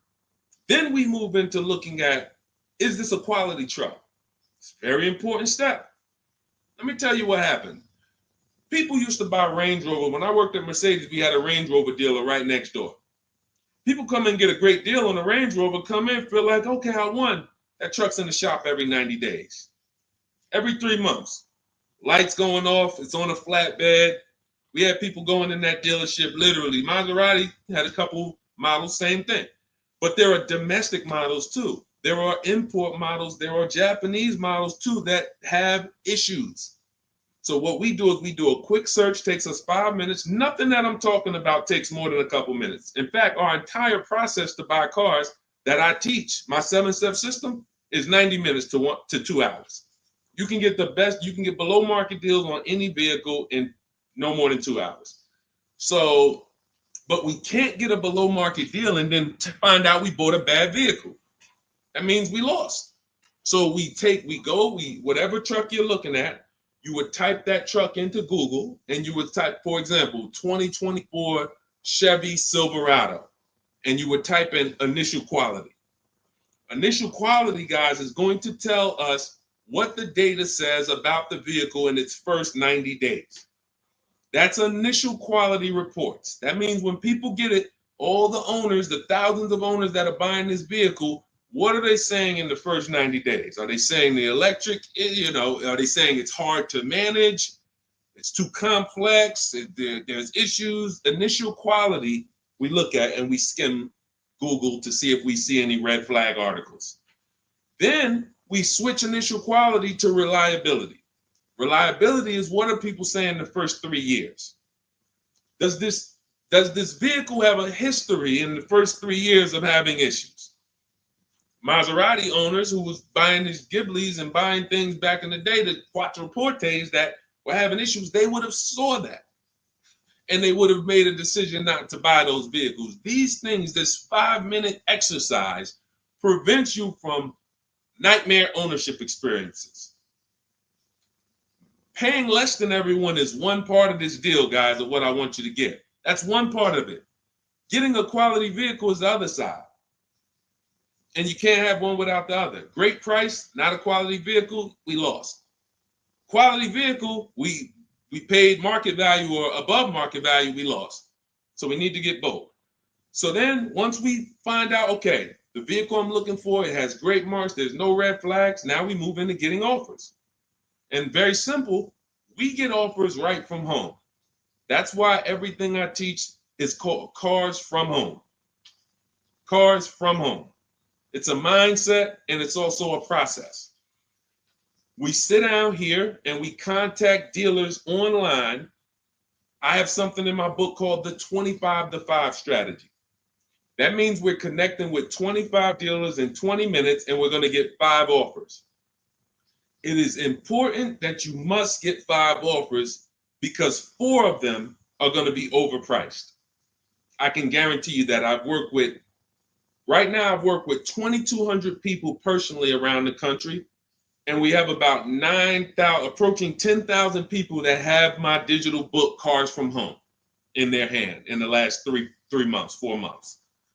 So when we look at the data, not to mention I shop myself, you know what I'm saying? I've used this. I know you may think every dealer has the same price. They're all different. They're all different. That's why your best deal, and pay attention to what I'm about to say. In fact, hit the share button if you're locked in. Share this with one friend because one friend might be out there shopping right now, overpaying. All right. Oftentimes, the dealers that are the closest to you are not going to give you the best offer because they think they own you. I'm going to say that again. When a dealer sees your zip code come in, when I was in the dealer, we used to get we call them leads. Anyone in sales, you know the term leads. When we see that the zip code is a zip code that is right here, 5 minutes away, 10 minutes away, 20 minutes away, there's a mindset there that this person is not going to shop. So they're not going to give you your best offer in many cases. What you're going to get is an overpriced offer, and you won't see it until you learn to speak to dealers that are a little further away from you. Now, if you're doing it my way, you're using my book, you get your copy for 75% off. You won't pay the $97 price. I have email scripts in there. We don't talk. You use these email scripts when you're buying new cars and leases. We have a different process for used cars, but we still don't talk. You have to, and what's happening is you're going to see that sometimes the offers that come from 45 minutes away, an hour away, are your best offer because they're trying to take business from their competition. Some of these smaller dealers as well who don't have the foot traffic, they're not getting 100 people coming in on a weekend. They have to depend on strategically winning business. They're using the internet to reach out and connect with people that are far away from them, and they're beating their competition. But if you're programmed to go right into your local dealer, you're never going to get their prices. Type a $ if y'all are following.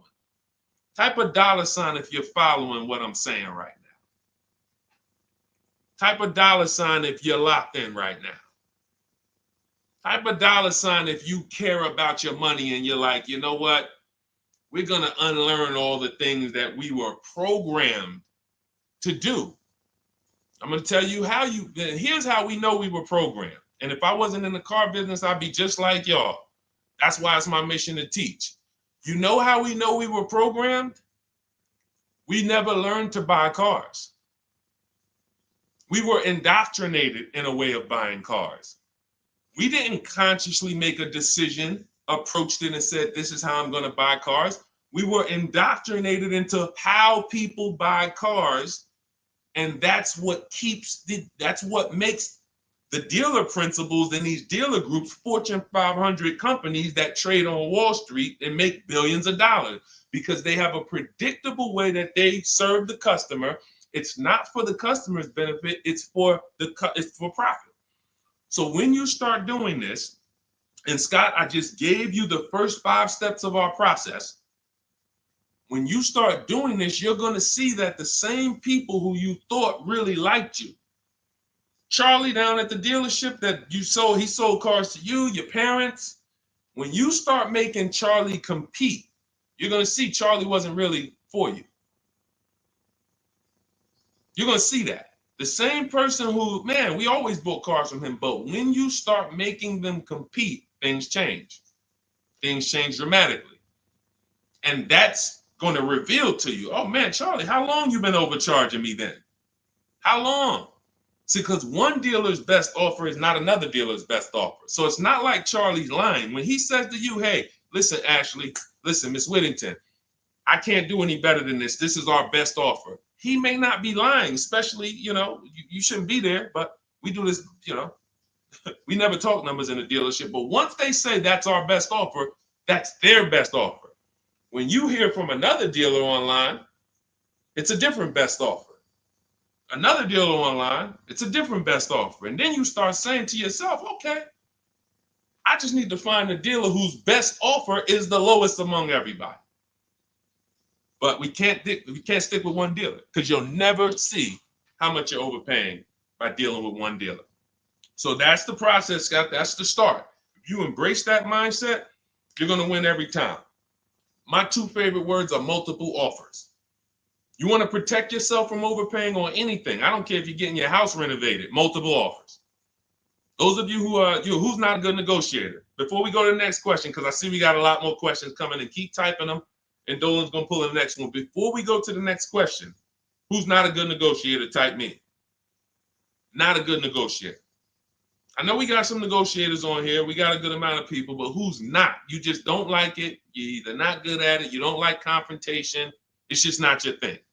Who'll be honest and let us know. It's not your thing. Okay, I see you, Brenda. Okay. All right, I see you, Tony. Okay. I see you. Let's go. Okay, we got a bunch of negotiators. Okay, I see you, Michelle. Okay, they're coming in now. Okay. Multiple offers is, you never have to be a great negotiator. If you embrace multiple offers, you never need to be a great negotiator, because what happens when you start getting multiple offers, you're not negotiating with the person trying to sell you something. You're making them negotiate with the other people trying to sell you stuff. Big difference. When you negotiate one-to-one, you're negotiating with a person. When you make other people get bids and you get multiple offers, now those people are negotiating with each other to win your business.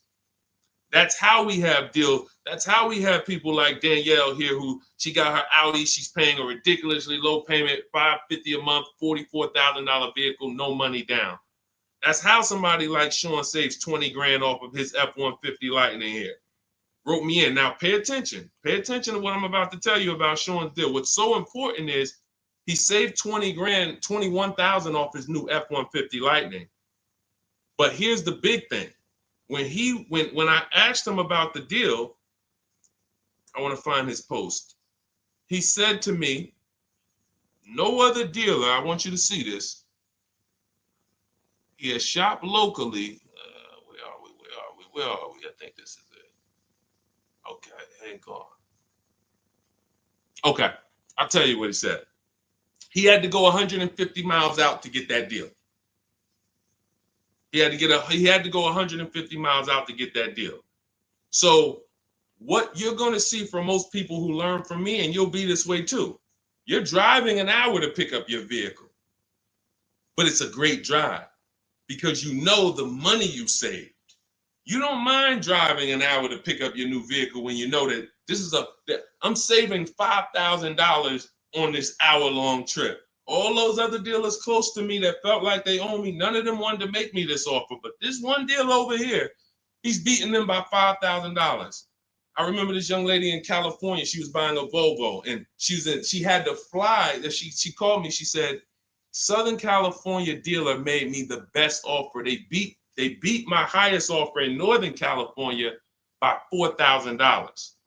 All the offers I got, the best one in Northern California, this dealer in Southern California beat it by $4,000. I said, so what you gonna do? She said, I just got the plane ticket. It was $70. I said, that's what I would have did. So we have to go to where we're saving the money, y'all. This is a one-time thing. You buy your vehicle from who's making you the best offer. You service your vehicle from where it's most convenient. Two big differences. All right, go ahead, Dolan. Shoot the next one up. Everyone who just jumped on, this entire stream is sponsored by my new digital book. It's called Cars from Home, 7 Steps to Saving Time, Money, and Avoiding Dealerships. It's already 5-star rated. You can Google it. For the next 30 minutes, you can get your copy for 75% off. It's my entire blueprint of leasing step-by-step, getting below market leases, getting below market purchases, getting below market pre-owned deals step-by-step, making banks bid for our business step-by-step. Now, 30 minutes only. After 30 minutes, the price goes back up to $97. So you can click the link in my TikTok bio, click that picture of me, or click the link in my Instagram bio, and come back to the broadcast after you get your book. As soon as you pay on that thank you page, I want you to screenshot that. There's a link to open the book right there. So not only will I email you a copy, on the thank you page, you click a link, and that book is right there too. So, and then for those of you on YouTube or Facebook, we have the link showing below. Link in the comments for you, and Facebook, you guys will see the floating link. So 30 minutes, get your copy. You won't pay the $97 price. You'll get yours for $24, and you have everything step by step. You won't have to remember any of this or watch my social media videos anymore. Okay. Scott says, dude, just wondering if you've heard of the Ford Flex Buy program, and if so, what are your thoughts? Well, let me do a little research on this. Hang on, because we can find out if this is going to be good for you or not. Let me tell you how easy it is when you figure this, Scott, when you grab this mindset, when you unlearn this. Hold on, they're saying they couldn't hear me on TikTok.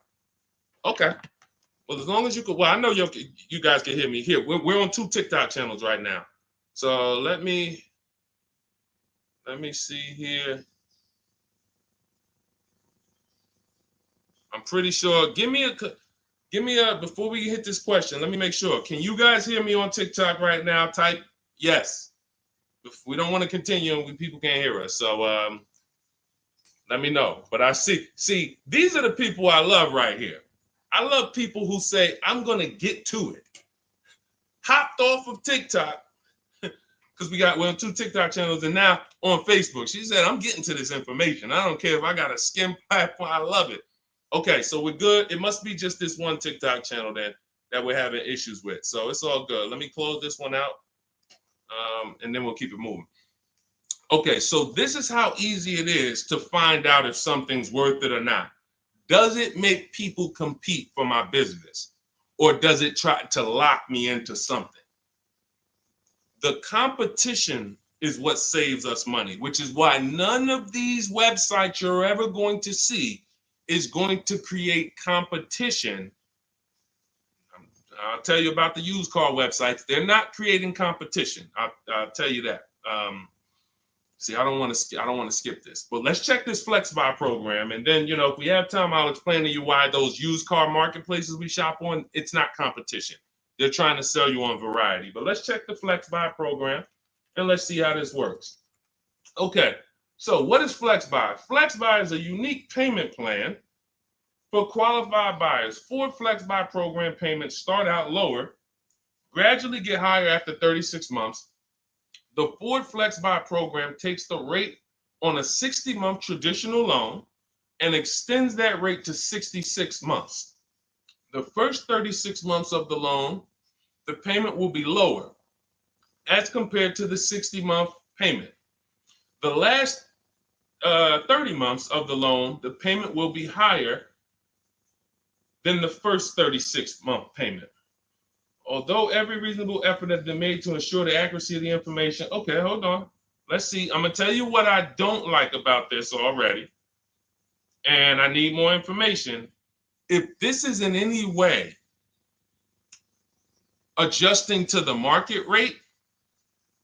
I'm talking about if the bank says like think about an adjustable rate mortgage. Some people have had a fixed rate and some people have had an adjustable rate mortgage. The adjustable rate is good for the lender because the lender says, all right, here, pay this rate that we agree on today, but in 3 years, 5 years, and 7 years on an adjustable rate mortgage, let's talk about what your new rate is based on what the market rate is. If that's in any way like this is trash. Because the banks will say, all right, well, for the first part of the loan, we're going to do one interest rate. And then we'll look and say, midway through, what's the market rate? And if the market rate's lower, great, you win. If the market rate's higher, then you lose. So here's the thing. When we're getting loans, I'm getting ready to explain something to you guys called the bank bidding war. There's so much money in loans, it's ridiculous. That's why there's people who want to loan you money to buy cars. They don't even sell cars. And could y'all keep tapping the screen on TikTok and running those likes up? Can we get to 1,000 likes real quick? Every time y'all tap the screen, y'all run the likes up and y'all actually help TikTok bring more people over here that need to be here. So I appreciate everybody. And thank you to everyone who hits the like button. I appreciate you. It does matter. Now, the credit bureaus in the United States allow you to do something called rate shopping. Rate shopping is when you actually let multiple lenders run your credit within a small period of time, and they can access it with a hard pull and it won't drop your credit score more than one hard pull. So let's just say one bank, Bank of America, accesses our credit to give us an offer for a loan. It may drop our credit 9 points because of the hard pull. If we shop within the rate window, we can have 50 banks at credit unions run our credit, and it's going to affect it the same 9 points. That's called the rate window. I haven't heard anyone talk about this. I've been talking about this for literally over 2 years. I think I have a couple big videos that you guys have shared, watched, that talk about how to do this. When you are getting your offers from banks, you want to get them after you've already found your best deal on your car. Because once you get your best deal on your car, you have everything you need now to go to the bank or go online, call the bank and get an offer. Who's had a bank tell them when they call for some type of offer, the bank tells you, well, we need you to have a car first. Who's had that happen? You call and you're coming and you're shopping for you're trying to get a pre-approval or something like that, and the bank tells you, well, we need what car are you buying? We need the car details. Well, that doesn't really make sense, right? I'm trying to get the offer so I can go get the car. But in the case of how we do it, we find our best deal on the car, then we come home and we let multiple banks and credit unions fight it out. Fight it out. Because I guarantee if this Flex Buy program doesn't allow you to shop for your rate and compare whatever rate they're going to offer to whatever rate you're going to get, you're going to lose with that program. And all they want you to do is see that, hey, well, we're going to give you flexible payments. They're trying to hook in people who just like, hey, that sounds good. Not realizing, well, if you just got a rate got an interest rate that was 2 points lower, your payment would be $40 less a month. So interest rate shopping, guys, is extremely important. That's why when you get my book, I give you what's called the Bank Bidding War Blueprint. This is for you guys that are financing. I haven't added that to my book yet because I haven't had a chance to go in and restructure it. Every time I update the book, every time I come up with a new idea or a new website comes up, I update the book. I don't charge you for that. So websites go out of business. Room went out of business earlier this year. Websites go out of business. I'm not going to charge you for each time something changes because we use an online program. But what I did was when you get your book, you get the book, Cars from Home, and then you get the Bank Bidding War Blueprint. All this is the strategies we use to make banks and credit unions bid. I need you guys making people bid for your own sake, for your confidence, for your empowerment, for your experience. You're going to feel like I'm the prize. I'm spending $50,000 here. Why the heck am I begging people to sell me a car? Who's ever felt like they're begging people? Come on, can you take off another 1,000? Come on, can you drop it by $50 a month? Come on. You're begging people. Meanwhile, this is a 5-figure transaction. So when you flip the tables like we've been doing, like all of the people, if you're on Instagram or if you're on YouTube, you can see all of these people. You can see Zafrina, you can see Jared. Look at all these deals. People posting their numbers. Teddy, Rosalie. How does Rosalie get a 65? How much is this vehicle? How much? How does Rosalie get a $60,000 vehicle at $592 a month with no money down? How does she lease that vehicle at $592 when the same daggone Infinity advertisements we see say, hey, come put $5,000 down plus tax and you can pay that price? She did it with no money down. How? Bids. Okay? Bids. All right. Scott, if the program doesn't make people bid, it's no good. I don't care if it's flex buy, X buy, friends and family. If it's not making people bid, it's trash. It's for them, not us. Okay? I think I beat that horse down. So we can go to the next question now. Go ahead, Dolan. Remember, everybody, you have 30 minutes to get your copy for 75% off. Make sure you save my support email just in case you type your email wrong. Sometimes the book doesn't end up in your inbox. Just hit support, send them an email. My team works 7 days a week. Hey, didn't get my book. They'll get you a copy. We want the book in your inbox. We want you using it immediately.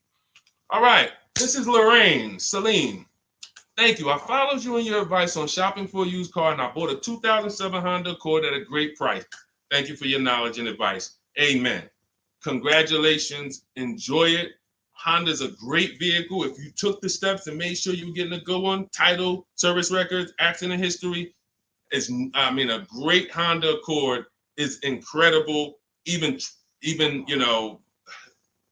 some of these vehicles, guys, long-term owners, some of you long-term owners, you need to understand which vehicles have the best longevity records. And Honda Accord is one of them. Congratulations, Lorraine. Enjoy it. God bless you. Go ahead, Dolan. Next one. Buying a Porsche Cayenne Coupe. Need help. Okay, well, you sound almost like Scott. We started with the process. How many years are you keeping the car? If I could find my, oh man, I don't have time to find it right now. I know why. There's a young lady who came. I want to tell you something how important deal structure is. Who was taught never to lease a car? I want you to be honest. Type me if you were taught never to lease a car. If everyone who's willing to be honest, again, it may sound like some of the things that I'm talking about is bad news first. That's because it is. I have to give you the bad news first, and then we get to the good news. All right. So now I see some misconceptions coming out already. I see Wanda. Okay. I see Black F22. He said you never own it. I want you to understand something about what you just said. If you're a person who keeps that car 8+ years, then you can own it. I'm going to tell you why. Cars depreciate like this. Cars drop in value like this. This is the scale. That's why you buy a car today for $40,000. 5 years later, it's worth $18,000 or $15,000. You're losing value. People care about this. You know who cares about this more than anyone? You guys, you know who cares about this more than anyone? Banks. Banks. Banks don't want to own things that do this. Now look, Black is coming with a lot of stuff right now. Let's talk to Black. And let's talk to the people like Black, because Black is somebody who will tell you never lease a car. He just said you're basically renting it. You never own it. Now let's get to the point. I want to show everyone on here. Thank you, Black. I'm glad you're here because we're getting ready to use this as an opportunity to prove a point. Let me take let's look at Ansley's deal he just got leasing. And we'll talk about mileage. You can build lease mileage up to 30,000 miles per year. So it doesn't matter. First thing people think, well, leasing, they limit you. No, you pick your mileage on a lease. You choose the mileage. I've had people who lease 30,000 miles a year, 25,000 miles a year, 18,000 miles a year. You pick the mileage. Now, whether you drive or whether you lease or buy, this is what your vehicle is doing. You're losing money day by day. So when you go and you buy a vehicle, you're losing money day by day. The reason I created the 8-year rule is for you to understand that at some point, you stop losing value day by day. You lose less value. This is what we call beating depreciation. It comes with long-term ownership.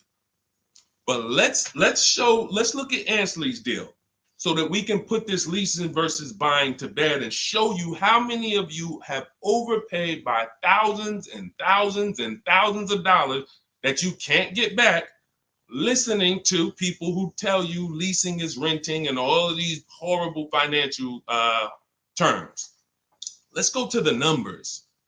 So Ansley gets a 2024 Infiniti truck. It's a $58,000 truck. If you're watching on Instagram or YouTube, you can see this.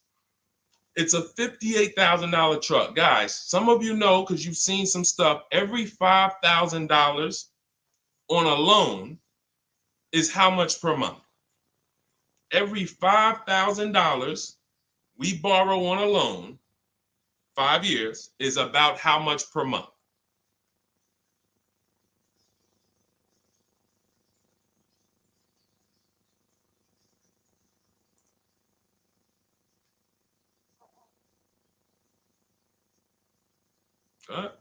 Anybody know?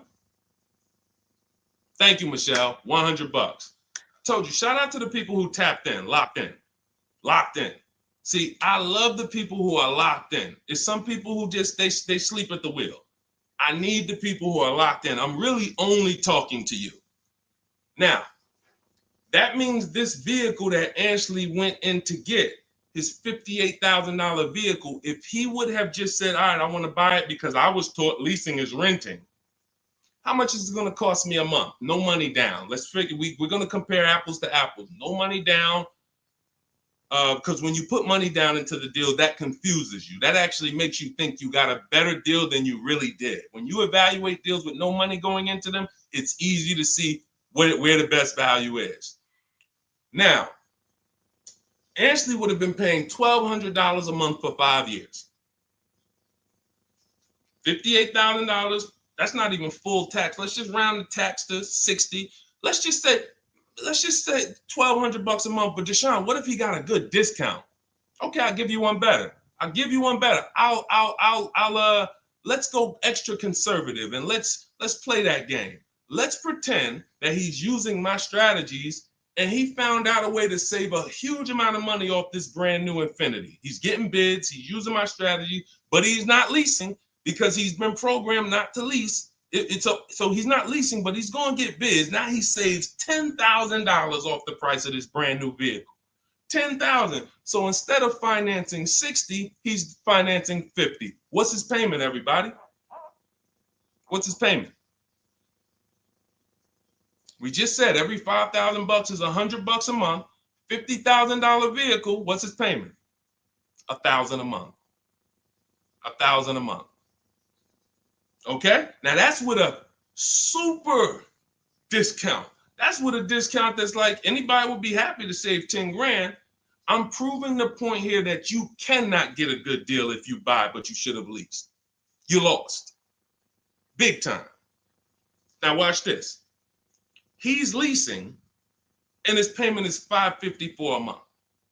So now somebody like Black, somebody like Miggy over here that agrees with Black, they pull up in their Infiniti truck, right? And they pull up next to you. And y'all are both driving the exact same truck. And you look at them and you're like, hey, man, we got the same truck. Now they're going to say something to you like, yeah, you know, man, it's expensive though, man. It costs to drive this, right? And you're going to look at them and be like, oh, how much you paying? You know, I did a no money down deal. So I know I did all right. I did no money down, but I'm paying $1,000 per month for this. Oh, really? I did no money down too, but I'm paying $554. Wait, you? Yeah. Oh, yeah. I leased this. I drive it for 3 years, then I give it back. Oh, yeah, but I own this. I'm gonna own this in 5 years at $1,000 a month. This mine right here. Okay. All right. Listen. God bless you. Have a good enjoy, man. Enjoy.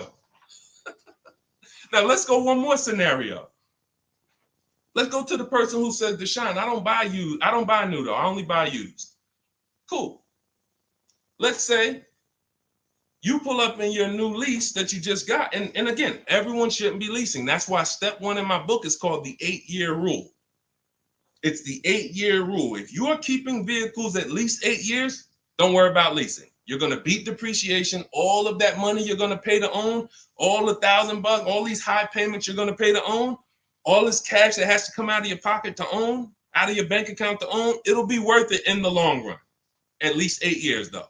And the longer the better. 10, 12, 15, you really want. But less than 8, losing big time. So let's say a person says, oh, I'm going to get a used version. So they find a 3-year-old Infiniti truck just like this, but so instead of paying $60 for it, let's say they find one for $30. Let's give them a good price, good mileage. They think, oh, I'm good. What's their payment, everybody? What's the payment? Come on, stay by the keyboard. I need y'all quick because we're teaching something here to people like Black. They might not get it. I pray that they do, but they might not get it. But the people who are locked in financially, the people who understand financial literacy are going to get this. If every $5,000 is $100 a month and they buy a pre-owned version for 30 grand, what's their payment? Thank you, Michelle. 600. 600. See, he said 500. So this is how I know he's struggling. And I'm not trying to beat you down, man. I'm just saying when you're talking about something you don't understand, it's better to ask questions, not make statements. So now, we pull up. You have your new lease. You got this same deal, $554 a month. He pulls up in his 3-year-old version that has probably 1 year of warranty left. You both did a no money down deal. He looks at you and says, oh, wow, that's the new one, right? Yeah. This is the 2024. 2025. Oh, yeah, this is a 22. I just got this. I got a good price on it. I paid 30. Okay, cool. What's your payment? I pay 600 a month. What you pay for the new one, man? I know that must be expensive. I pay 554. Wait, what? Yeah, I paid 554 for this. No, you put a lot of money down, right? No, I didn't. I gave him $554. I drove off. It's understanding. That's deal structure. That's why when I came and started teaching 3 years ago, I had to teach deal structure. I couldn't teach people to just go in and buy cars, get great prices. If you get a great price, but your structure is wrong, you overpaid. You're driving cars, you're driving older cars with no warranty. And many of people who've been taught to do this, they never even pay the car off. They trade the car in before they even pay it off. They literally, I used to have people walk into the Mercedes dealer and they look at me and say, Deshone, is that the new version? I'm like, yeah, that's the new one. He's like, I got 3 payments left on this. This one, as soon as I pay it off, I'm coming to see you for that one. So this is a person who paid these high payments because they wanted to own. They thought they were going to own. As soon as they get their title, it's like running a marathon. Oh, these high payments, these payments are so high, but one day I'm going to pay this car off. And then as soon as you get to the end of the race, you go start another race. It's horrible. It's horrible. And so that's why we don't move into any other step before we get to the buy versus leasing. That's why it's step 1 in my book. So we can sit here all day and compare numbers. There is no comparison to a person who's getting great lease deals versus a person who's buying. It's not even close. We're driving better cars. We're driving, they're usually always under warranty. We're paying cents on the dollar when you know how to get below market leases. I'm not talking about these commercials y'all see. That ain't nothing. We don't pay those prices. None of these people, look, you think Zafrina, who got a Jeep Grand Cherokee lease, and she paid Look, she's paying $527 a month. She's paying $527 a month. Oh no, that's Teddy. Hold on.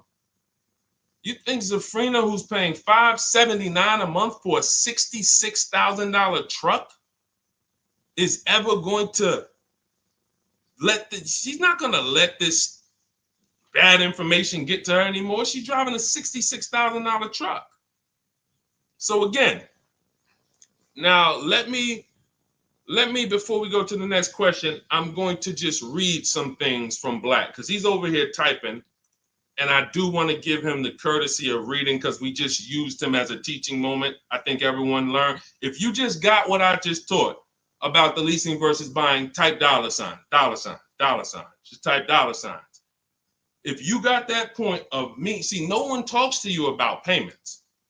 They say things like never lease, always do this, always do that. But they never talk numbers. The reason why we go straight to the numbers is because the numbers don't lie. They say men lie, women lie, numbers don't lie.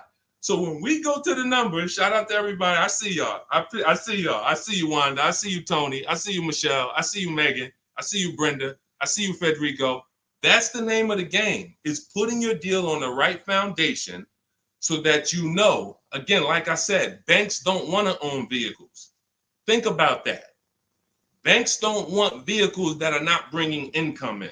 They don't want a depreciating asset on their books because today it's worth 40, tomorrow it's worth 39,800, the next day it's worth 39,700, the next day it's worth 39,600. That's what a depreciating asset is. They don't want them on their books in the short term. They're in the short-term business. And some of us are in the short-term business too. The only people that are winning long-term with purchases are those of you who keep your cars 8+ years. Because you beat depreciation. All right, so Black said, nah, bro.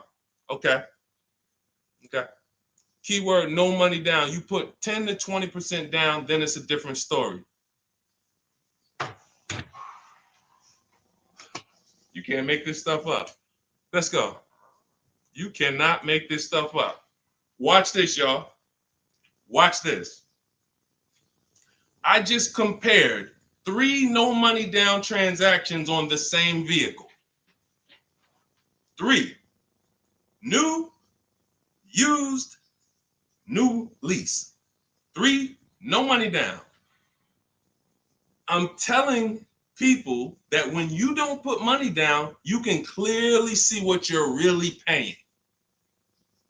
You can clearly see what you're really paying. Black comes in, he proves our point, which is he's going to put 10 to 20% down. Now he's pulling up next to you in your lease, right? You're $554 a month, brand new, fully warranted, all the latest and greatest features. Now he puts 10 to 20% down on that's $10,000 to $12,000. Think about this. He pulls up and he has a similar payment to you. So he feels like we're alike. He feels like we're pretty close. In fact, he may even feel like he's doing better than you because he's purchasing his and you own yours. I mean, you're leasing yours. But watch this. What about that $12,000 you gave him? What about that $12,000 you gave them? That's how people forget. That's why everything in the Car From Home system, when you get the book, you're going to see everything is about shopping with zero down, looking at offers, and then choosing, do I want to put money down to lower my payment? Money down does not buy your deal. I made a video about this. Some of you have seen it and shared it. People who make a down payment and think they got a deal. You have a deal before you put your money down, or you don't have a deal. A deal means I shopped all my offers, and then I found the dealer who was going to discount the vehicle the most. Now, how do I want to pay for that? Do I want to get a loan? If I'm getting a loan, what do I want my payment to be?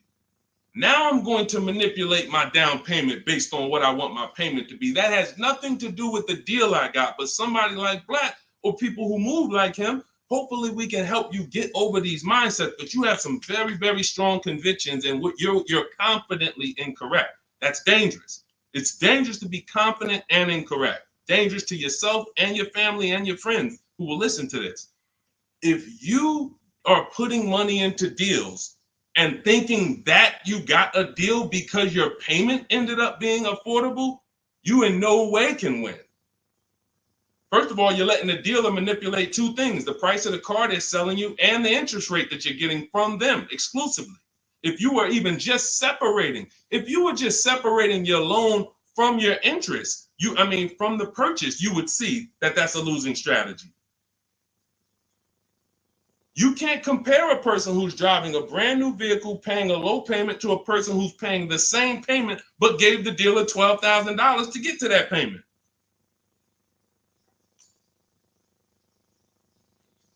And look, here we go. Now let's get ready for the next question, because Black just said, I believe in the Ramsey rules, not leasing cars, and he's costing you. Now, let me ask you a question. How many years are you keeping your car, Black, on average? And let's just move on from there. We've given you enough, and you've been great.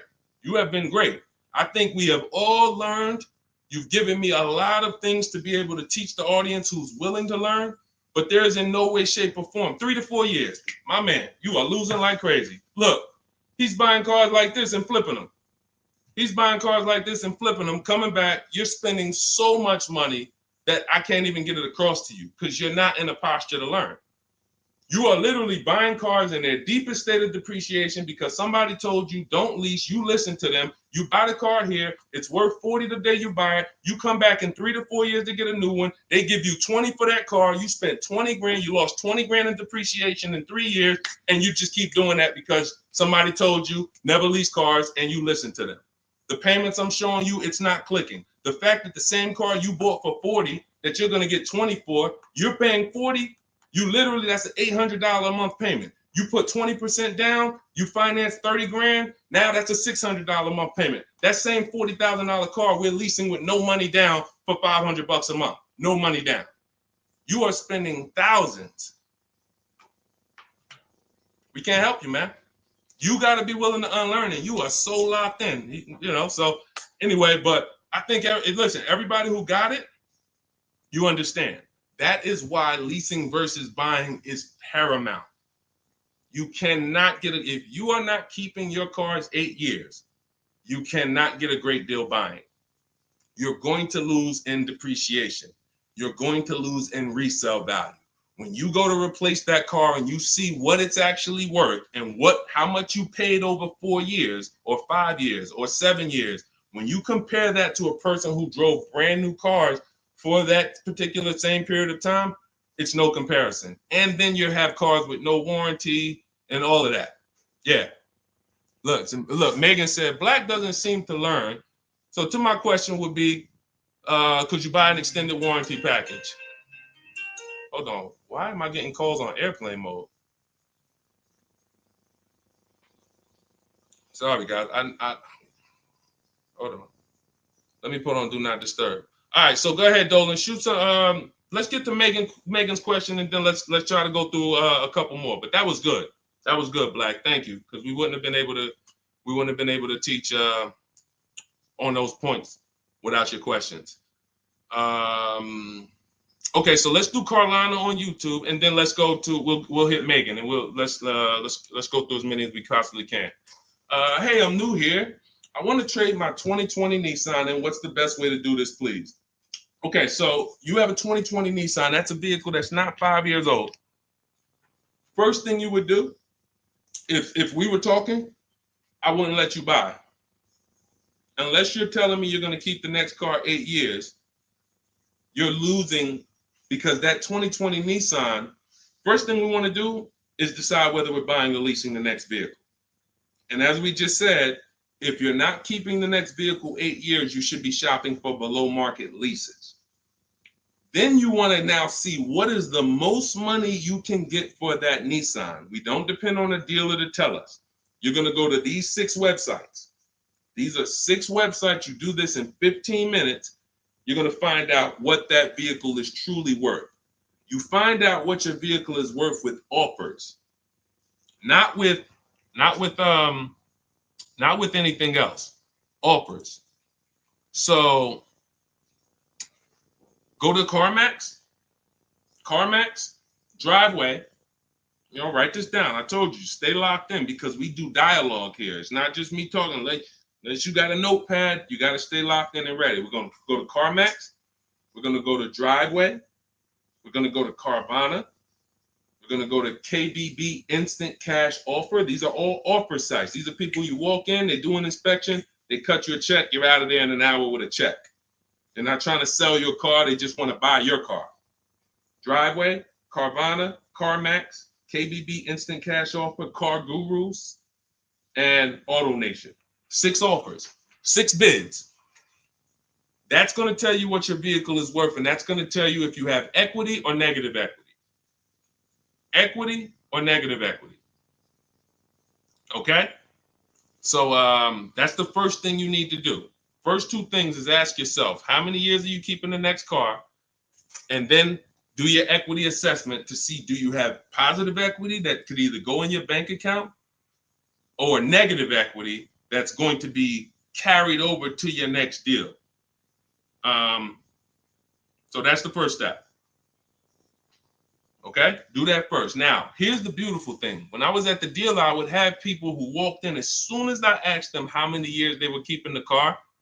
If they were telling me 5, like, remember the guy I mentioned a little while ago on the stream? I said he comes into the dealership. Hey, Deshone, is that the new one? As soon as he gets his title, he comes in and trades it in. I told him, there's no point in you waiting for the title. First of all, you can replace a vehicle without the title. That's fine. But again, he was taught, hey, I got to wait for my title, and then I make a move. So he always has a payment. 5-year loan, 6-year loan, pays it off, gets a new car. He always has a payment. It's just super high. But what I would do if he was listening, if he was open to financial advice, I would tell them, you're going to cash that vehicle out.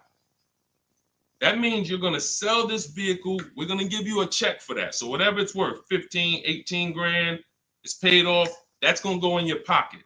Now, what he was used to doing was, well, whatever it's worth, don't I have to put that down on the next vehicle to be able to get my payment where I want it? And this was the best news I was able to deliver. This is why, and if you talk to anybody in New Jersey who dealt with me, this is how I've been. I've been the same way. From the minute I started learning about financial literacy when it comes to cars, I was a consultant educating my clients on how to keep the most money in their pocket and drive the best cars. When he would say, well, I say, are you familiar with leasing? And I would ask, how much do you drive a year? And he would say, I think about, maybe 13, 14,000.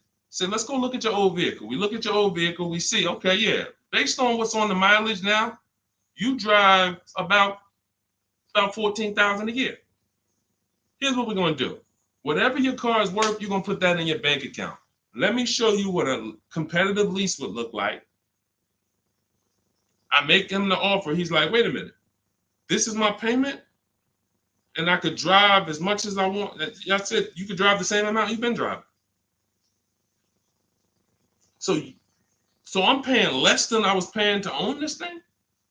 And you about to give me a check back for 12 grand, 15 grand? Yeah. This is what I want to do for the people who have been programmed that buying cars is how you should do it. Again, long-term owners, you should not be thinking about leasing. But here's how I know you need it in your tool belt, because your daughter may not be a long-term owner. Your spouse may not be a long-term owner. Your friend or whoever may not be a long-term owner. See, typically how you do things is how you teach other people to do things. So if you are keeping your cars 8, 9, 10, 12 years, you probably think everyone else is doing that. But your kids or your family members or your spouse, they may want to drive for 5 years and then they're like, all right, this stuff's starting to go wrong. You said the warranty is up and this got to cost $800 to fix, $400. Let's just go get a new one. Those are the people who don't have the values to keep a car long term, and you should not be buying cars for them. They should be shopping for. Now, both cases, you need below market deals, but it does not. But knowing how long you're going to keep the car is how you're going to beat depreciation. So all of this is in my digital book, guys. Everything I'm talking about on this stream is in my step-by-step book. A lot of what we talk about on these streams and in my social media videos is what not to do. My book is about what to do. It's like, do this, do this, do this, do this, steps, check it off the list. Next thing you know, you got below market deals from home. There's only 3 things we go into the dealership for: test drive, have our car appraised, and to pick up a car.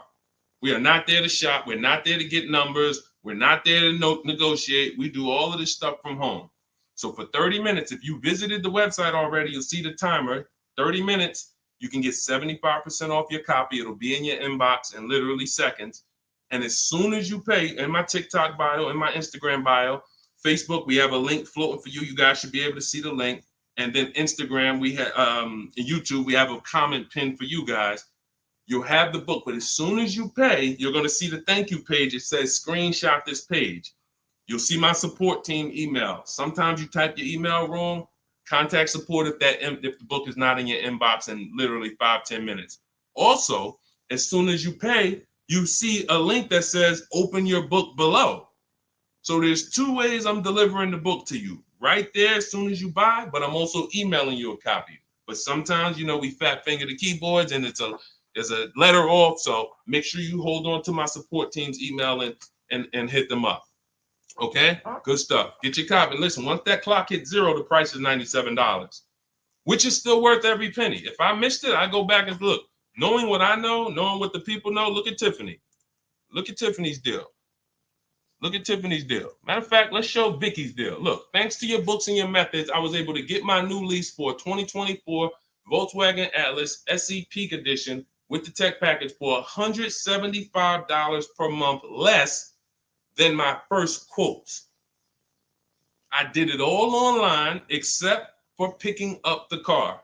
I put no money down other than my first month's payment and DMV, which is probably $200, and saved over $6,000 on the life of that lease using your negotiating scripts. We have email scripts. This is what I want for you. I want you guys not just getting cars. Everybody's getting cars. You'll see people posting their car. Oh, I needed an upgrade. Look, get a bunch of likes. Hey, had to treat myself. You'll never see the numbers though. I want you, every time you get a car, I want you just as excited about the numbers you got as the car. And this will make sure you get there. Go ahead, Dolan. Shoot the next one up. Okay, Brandon from TikTok. I've lifted the Denali truck. I owe $6,500 on it. It has 163,000 miles. It needs $3,500 worth of front end work. Should I fix it or trade it? I'm the only owner. I would make sure you get a second opinion on how much it's going to cost to fix. Lifted Denali is going to have a low resale value. But here's the thing: the cost of replacement is always more than the cost to fix. Always more. So if you got a truck, and again, your truck, you got a loan on it. You got a loan on it, 163,000 miles. I teach something: you shouldn't have a loan past the 10th birthday on a vehicle. Now you're going into a lot of risk. There's different boundaries we need to follow. But what I would do if I was you is I would make sure I'm not spending more than $3,500 unless I'm getting multiple mechanics to give me an offer. But I would see, what does it cost? What's the lowest I can pay to get this truck running? What if you pay $3,500 and it runs again for another 3-4 years? All day long. Because to get a new vehicle, $3,500 is coming out your house in probably 6-7 months. Which would you prefer? $3,500 one time and I could drive this thing for another 3 years problem free? Or $7,000 or $10,000 a year that I'm going to pay to get a new truck? Keep the cost low when you can. All right. Listen, I'm going to jump off. Everybody, listen, we'll be back for another stream. We went deep today. I think we dug into stuff we've never dug into before. Thank you to Black for, bringing some information to us that allowed me to teach and help you guys unlearn.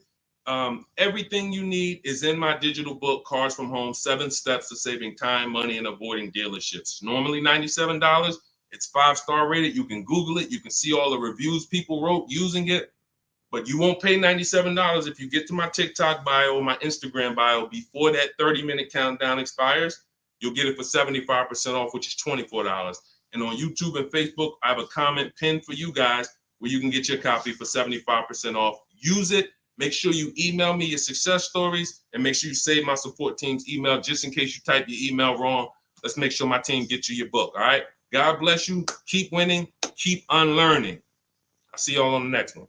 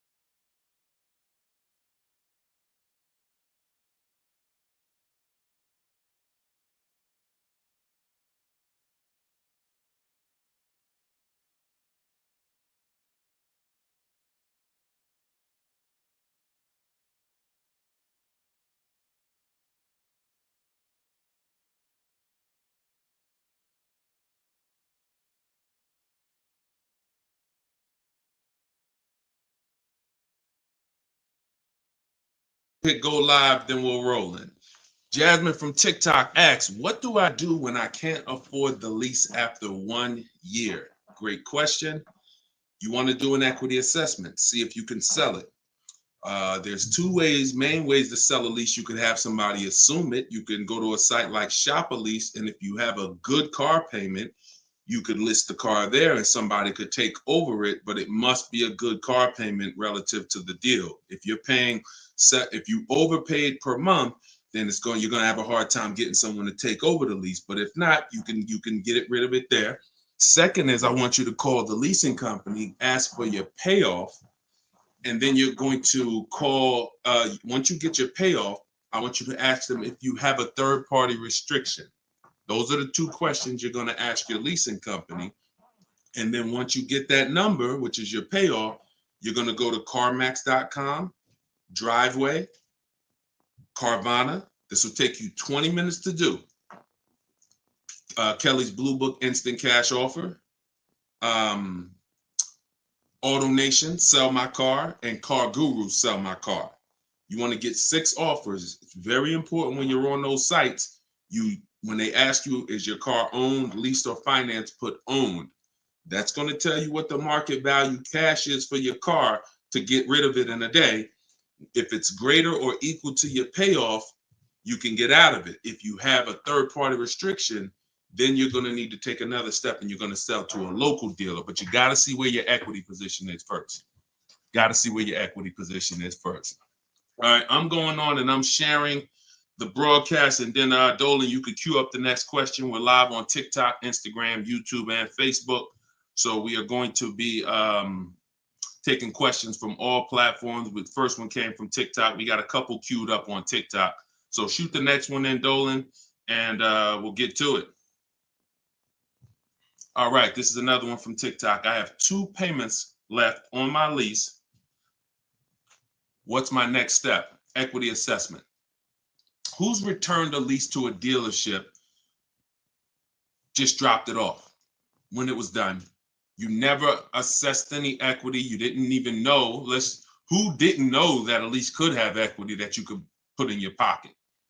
It's not a guarantee, but many people all through the pandemic, we were showing them how to put $5,000, $10,000, $12,000 in equity in their pocket from the end of their lease. I sold my lease. End of my Jeep lease, I made $8,900. My mother made $10,200. Now that was when everything was worth 7 to 10 grand more than it's worth. That was when the market was once in a lifetime. But does not mean we will never return a lease without doing an equity assessment. If you've done it, I want you to raise your hand and say, you know what, I turned in my lease. If you ever just dropped it off, you can't do that again. You must know if you have equity, and you follow those steps that I just gave to Jasmine. I think that was Jasmine who asked the first question. That is what's called in my book, In my process, that's the equity assessment. That is what you do. Everything I'm teaching you guys is from my new digital book, Car Shopping for People That Hate Car Shopping, 7 Steps to Saving Time, Money, and Avoiding Dealerships. So every question you ask, when I answer it, it's going to be out of one of those 7 steps. And the equity assessment is step 2. You must do that before you ever return a lease for the rest of your life. A lot of you gave back thousands of dollars to dealerships and you didn't realize you were doing it. They bought those cars, put that money in their bank account when it should have been in yours. Yep. All right. Go ahead. Shoot the next one up, Dolan. All right. All right. This one's from TikTok as well. Let's go. Facebook, type your questions in. YouTube, type your questions in. Instagram, type them in so we can get to you guys. Another one from TikTok. Thinking of trading a car for a newer model. Should I keep the car and just get the new one? It's a good question. What's the benefit of keeping the car? If you were a high mileage driver, then I would tell, let's just say you said, Deshone, I'm driving 20,000 miles. Then high mileage drivers, I want you to type HM. If you do over 20,000 miles per year, even 18,000 miles per year, just type HM. Regular driver, Jason, what's the benefit of having 2 cars? It's own insurance. You're paying for one when you get your new car. I like to drive that car that I'm paying for. I don't want to be paying for a car and then I got this other car that I'm barely using. But if you are a high mileage driver, then I would tell you keep that car and get you another car. And but how many years are you keeping the car, Jason? How many years are you keeping this next car? Because depending on your answer, it's going to change my answer to you. So this car you're thinking about getting, how many years you see yourself keeping it? Let's start there. Come on and shout out to the sharers. I see y'all running the likes up on TikTok and y'all keep tapping that screen. Just every couple minutes, throw a couple taps. It really helps the broadcast. And I appreciate everybody who's helping us get this message out. I really do. We couldn't do this without you. Let's see if maybe 5 years, then you should not be buying that car, Jason. You should be leasing.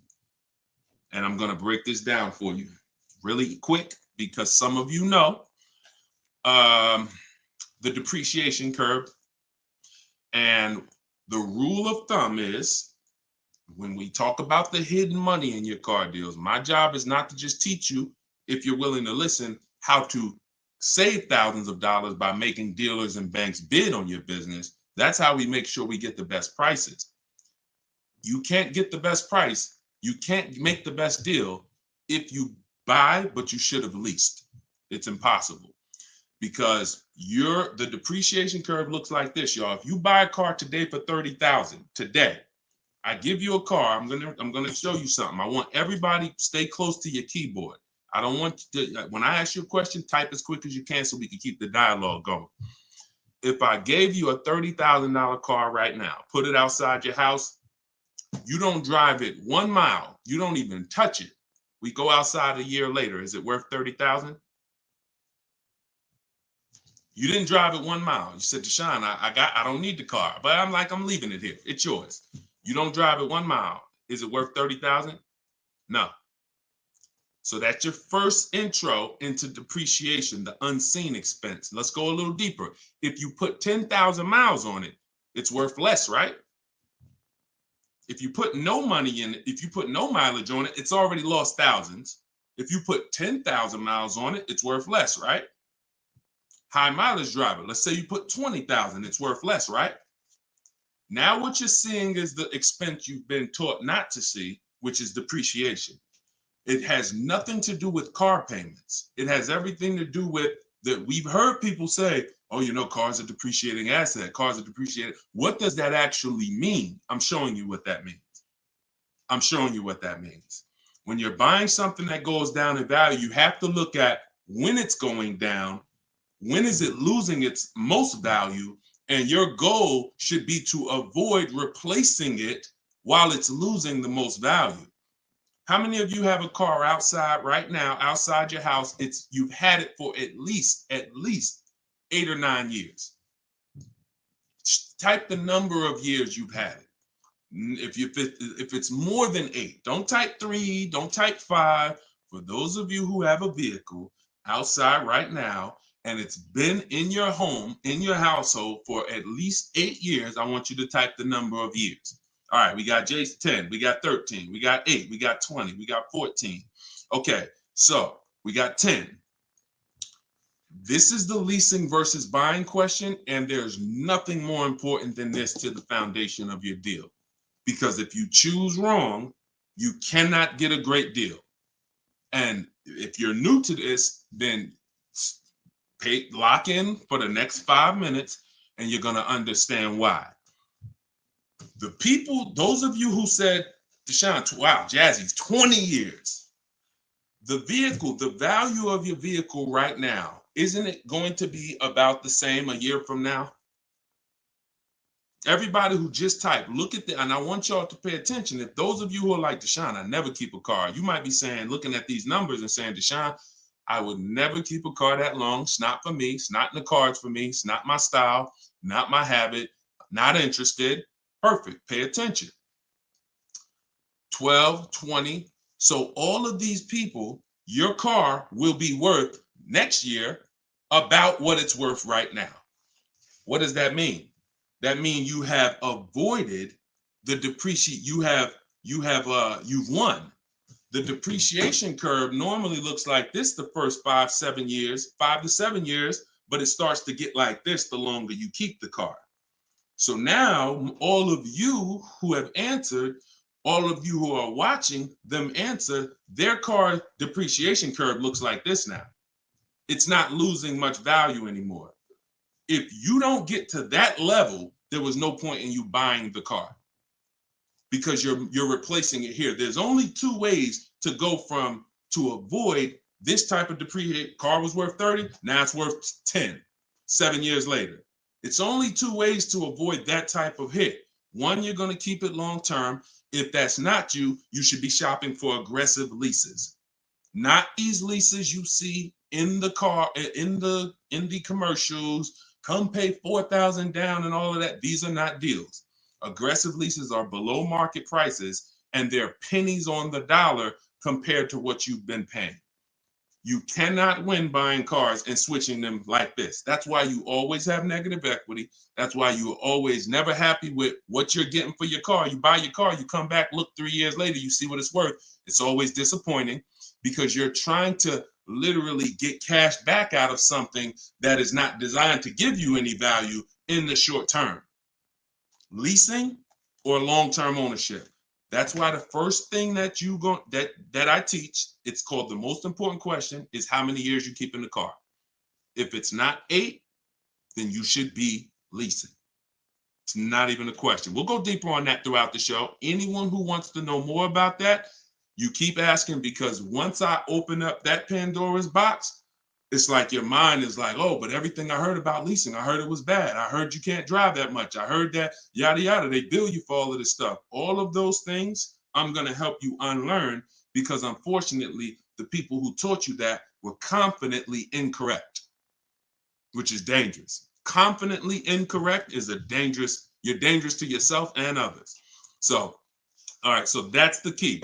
If that's the key, Jason, don't think about buying if you're not keeping 8 years. You're going to overspend. And we'll talk more about that throughout the broadcast. Feel free to ask follow-up questions. Go ahead, shoot the next one, and I'll go as deep on that subject as we need to for you to understand it. It'll give you some lease comparisons. You'll see what great leases look like, and you'll see how there are pennies on the dollar when you know how to get great lease deals. And that's the way you avoid the depreciation. Only 2 ways. Great lease deals, long-term ownership, 8, 10, 15 years. That's it. 2, 3, 4, 5 years, you can't avoid the depreciation buying. You just can't. You're going to lose thousands every time. Go ahead, shoot the next one up, Dolan. We're keeping the questions coming in. We're live on all platforms, so just keep typing. I'm going to try to get through as many as I can. We got a lot of questions coming from TikTok. All right, let's go. Should I put money down on a lease that I'm about to turn in? That you're about to turn in. I'm gonna assume you meant, should I put money down on the lease that you're about to get? So check it out. Here's how you shop all your lease deals from now on. there's one thing that I never want you to say again. It's really two things, but in this subject, the other thing is trade. This is down payment. I want you to eliminate the words down payment from your vocabulary because it's been used as an opportunity to get more money out of you. Who's ever went in, thought you were making a car deal, you thought you were going to put maybe $1,500 down, and then somewhere down the lines, these hidden things come like, oh, well, you got the taxes and fees, and then you end up putting more down than you thought you were going to. Has anybody, that ever happened to anybody? Hit the raise your hand emoji or just type me if you've experienced that. You thought you were going to be putting this down. You might have gotten to the finance office to sign the paperwork, and now you got to come up with another 500 or 1,000 or the taxes or the fees or whatever it is, right? So I spent 14 years in the car business. For those of you who don't know me, I've seen the way we call them the 80%. 80% of people shouldn't be in the car business. They're overpriced. They'll sell their grandmother the highest price car. It doesn't matter. They have no integrity, very little morals. We don't buy from them. What you need is to learn to avoid them, and you also need to learn to find the 20% who beats them all the time. So when you shop your car leases, you are always going to shop. You're no longer going to say down payment. You're going to say this: total out of pocket. Total out of pocket. See, total out of pocket means that's what I'm giving you and no more than that. You'll see the difference. Down payment can be, that's my down payment, but what about my taxes and what about, so that gets convoluted.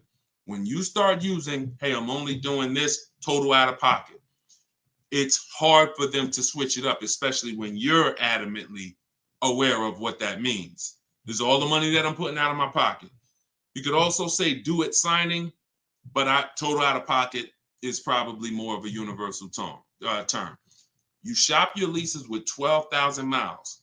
Now, who was taught they limit you on the lease miles? Who was taught they only give you 10,000 miles? Because this question from TikTok, the person's asking, should I put money down on a lease? So I want to tell you how you always want to shop your car deals with no money down. That's what's confusing you. What's confusing you is when they mix the down payment and start throwing monthly payments, you are now not aware of what you're truly paying for the car, what you're truly getting. And so this is why you use what I'm telling you, you shop my way. You're never going to shop with down payments. That doesn't mean we don't put down payments down, but we do not get offers and we're not out there shopping with down payment money. Okay? So, all right, I see it's happening to you, Fouché. So you're going to get your offers with first month's payment, total out of pocket, taxes and fees in the payment, 12,000 miles per year. Once you do that, I teach in my book, I have a new digital book. It's called Car Shopping for People That Hate Car Shopping, 7 Steps to Saving Time, Money, and Avoiding Dealerships. I teach a strategy called the 25 to 5. We're going to connect with 25 dealers. We're going to get 5 offers. We do not make a decision without at least 5 offers. Because once you see, thanks to everybody who's supporting the broadcast with the gifts, I appreciate that. Once you see how different the offers are, you're going to realize you're going to see how much money is in multiple offers. You must get 5 offers because 80% are overpriced. Don't try to change these people. Don't question, oh, listen, why are dealers like this? Why are the 80% overpriced? Listen, Jim Rohn used to say, don't sign up for that battle. Why does the sun come up in the east, and, in the east and set in the west? Like, don't sign up for that. Some questions are not worth asking because they mean nothing. Just know that's what it is. 80% are going to be overpriced. This is why you are not going to get your best deal walking into a dealer anymore. You're going to sit at home. You're going to decide what you want. We call that shopping, not buying. This is step 4 of my process. We have 7 steps. Step 4 is shopping. And then once you decide what you want, you're getting it from home. 90 to 100% of your new car transaction and your leases should be done from home. That's where your power is. That's where you have the power of leverage. That's where you have the power to make multiple people compete for your business, which saves you thousands of dollars. I'm going to give you tons of examples. This works every time. How do we know? It's the way we buy everything else. Everything we buy in life, we go into the grocery store, we need spaghetti sauce. You need laundry detergent. It's a bid. You may not be aware, but I'm going to make you aware. Everyone is bidding for your business. Hey, look over here, Prego. Hey, this brand, Classico. Hey, we're on sale this week. Hey, we have the best. Y'all see what I'm talking about? Everything that we buy, especially expensive items, but even low price items, companies are competing, except in car dealers. They've trained you. They've trained me. If I wasn't in the business for years, I wouldn't know, to focus on one place and think we all have the same pricing. They made you think Nissan, we're a Nissan dealer, we're all the same price. So you might as well not even go anywhere else because we're all the same price. No, we're not. No, they're not. So when you start shopping multiple offers, you can do it by phone. I like to use email. I like to do everything copy and paste by email. But when you start getting multiple offers, you're going to truly see where all the hidden money has been, and you'll see how many of these dealers are overpriced, which is going to just make you say, from now on, I'm definitely shopping online. So but you need to do it correctly. There's some information you must give a dealer in order to get quotes online. And most of you don't know that. That's why you're having problems getting quotes, because you're not giving the dealer what they need to get quotes. So we'll go deeper on this throughout the show. But this is what we're talking about, y'all. This is all in my book. In my book, you have the 7 steps laid out. You could cue the next question up, Dolan. And for our launch, you can get it for 75% off. The book's normally $97, but for our welcome offer, our launch, I said, you know what? We're going to do 75% off for 30 minutes. So when you go to my TikTok bio, you click that link. There's a button that says, get my new book, 75% off. You get yours. You won't pay the normal $97, but it's only for 30 minutes. Once that timer goes down, you go back up to 97. Same thing on Instagram. It's in my Instagram bio. And then we're going to put the link here for you guys here on Facebook and YouTube. All right, go ahead. This one's from Instagram. If I'm keeping a car under 8 years, I like y'all using this 8-year rule language. I like that. I like what I'm seeing, y'all. Y'all really this is really absorbing. If I'm keeping a car under 8 years and will definitely go over the miles, how do I lease cost effectively? You choose the right miles. You never. I was at Hyundai. And I experienced most of what I'm teaching, I learned through being in the dealerships and just watching, paying attention, asking questions, seeing bad situations, and then asking questions to make sure I could help people avoid them. I was at Hyundai. I was a manager for 6 weeks there. And this guy came in and he was returning a high mileage Hyundai lease. It was the first one that I had really saw that I could remember. He brought it back. It had 70-something thousand miles on it. And I was just like fascinated. I said, you lease this? He said, yeah. All I do is lease. He said, man, I'm in sales. I used to buy these cars. You know, I was putting so much money in the cars, all this negative equity. And it was just like, I hated it. He said, once I got exposed to the high mileage lease, I never looked back. I drive this thing 20-something thousand miles a year, 3 years, I drop it off, I get another one. And so I said, okay. Because I had also experienced high mileage people coming back with lots of miles, but a lot of negative equity with it. Hey, Deshone, I'm looking to change this thing. How many miles you got on it? I got, 180. It's all highway. And then you look at what you owe, high mileage drivers. And I'm like, God, man, it's going to be hard because you got all this negative equity. So once he exposed me to that, I looked at his payment and I said, man, he's only paying a couple dollars more, $150, $200 more per month to have all the mileage.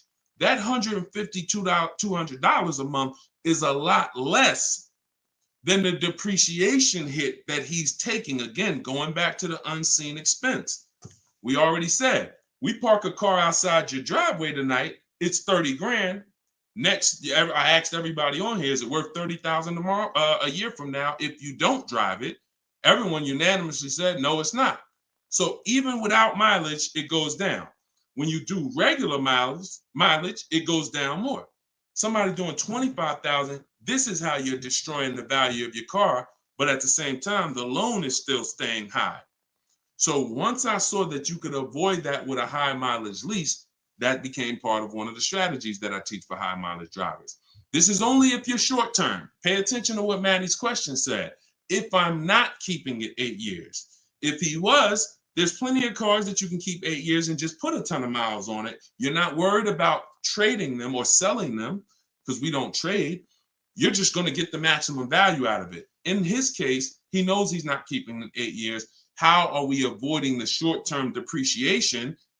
You do that with a high mileage lease. Second strategy, Matt, this is also in my book. I have 2 strategies for short-term high mileage drivers. That's one way. Shop for your lease, 12,000 miles a year, identify the best bid, and then once you identify the best bid out of 5, you have them adjusted to a high mileage lease. Second is you buy your car, or if you have a car now, you keep that car, pay that car off, and now you're going to go lease your nice car, and that's going to be your second car. I call that 2 cars, 1 payment in my book. That's what it's called. And now you have, because some people say, Deshone, you know what? I want a nice car. I drive a lot for work, but man, I want to get me something nice, but I don't want to just be destroying it.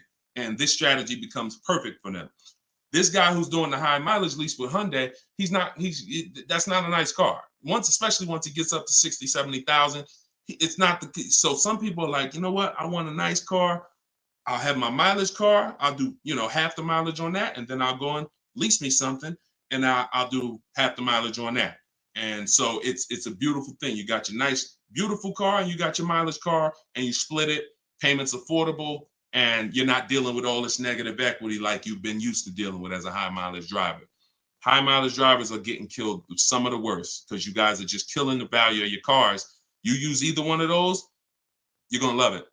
Both in my book. So if you want that step by step, it's in there. Some of you are like, Deshone, this is great. I don't want to try to remember all of this. In my book, it's right there for you, laid out step by step. You can get it for 75% off in my TikTok bio or my Instagram bio, or just scan the QR code on the screen, or go to deshonesbook.com. Either way, get you 75% off. Okay, shoot the next one up. That was a great question, man. Shoot the next one up. Let's get through as many as we can. This one's from Instagram. Would you recommend leasing business vehicles? Well, that's a question for your accountant. Whoever is going to be helping you benefit from having vehicles in your business name, that's the person you should be asking, which is most likely your accountant, whoever does your taxes. Here's what I can tell you, and I'll keep this very quick. Many people are putting cars in their business name with no business, or no business that requires a car. Be very careful. There's 2 parts to this. One, whoever's going to teach you to put cars in your business name from a business strategy standpoint, that's who you need to learn from. Second is you can use what we teach to save money on the cars, because what I see these people, influencers, social media people paying for these cars, they'll never tell you what they're paying. And they go and they re-up their cars like crazy because they need it for their brand. The money they are losing, most people can't afford to lose. But unfortunately, they're desperate. But get the strategies, get the structure. I used to have people all the time ask me, Deshone, do you teach Toro and all of these, I said, look, I don't, but you need 2 people. You need me, because I'm going to teach you how to buy the inventory at below market prices. You need the business person who's going to teach you how to legitimately do the business, inventory and all of that. Those are the 2 people that you need. And without both of them, you got some incomplete counsel. But be careful listening to these people, man. If you don't have a business and you wrote off thousands of dollars in business mileage or thousands of dollars in car payments and maintenance, I don't want to be around you when you get audited. And the sad part is those people who told you this won't be around when you get audited, and you can't support that. Just be very careful we don't want a second wave of the PPP. You get a lot. Okay, that's it. We're not gonna beat a dead horse. Go ahead. Next question, Dolan. I think y'all get the point. Some videos were the worst videos to go viral. Did so much damage, still doing damage. Okay, TikTok. This one's from TikTok. Facebook, YouTube. Keep typing. We're not seeing many questions from you today. Do you recommend leasing over purchasing? So you missed what we talked about. I recommend you go back, watch the begin. See, there is no leasing or purchase. There is no either or.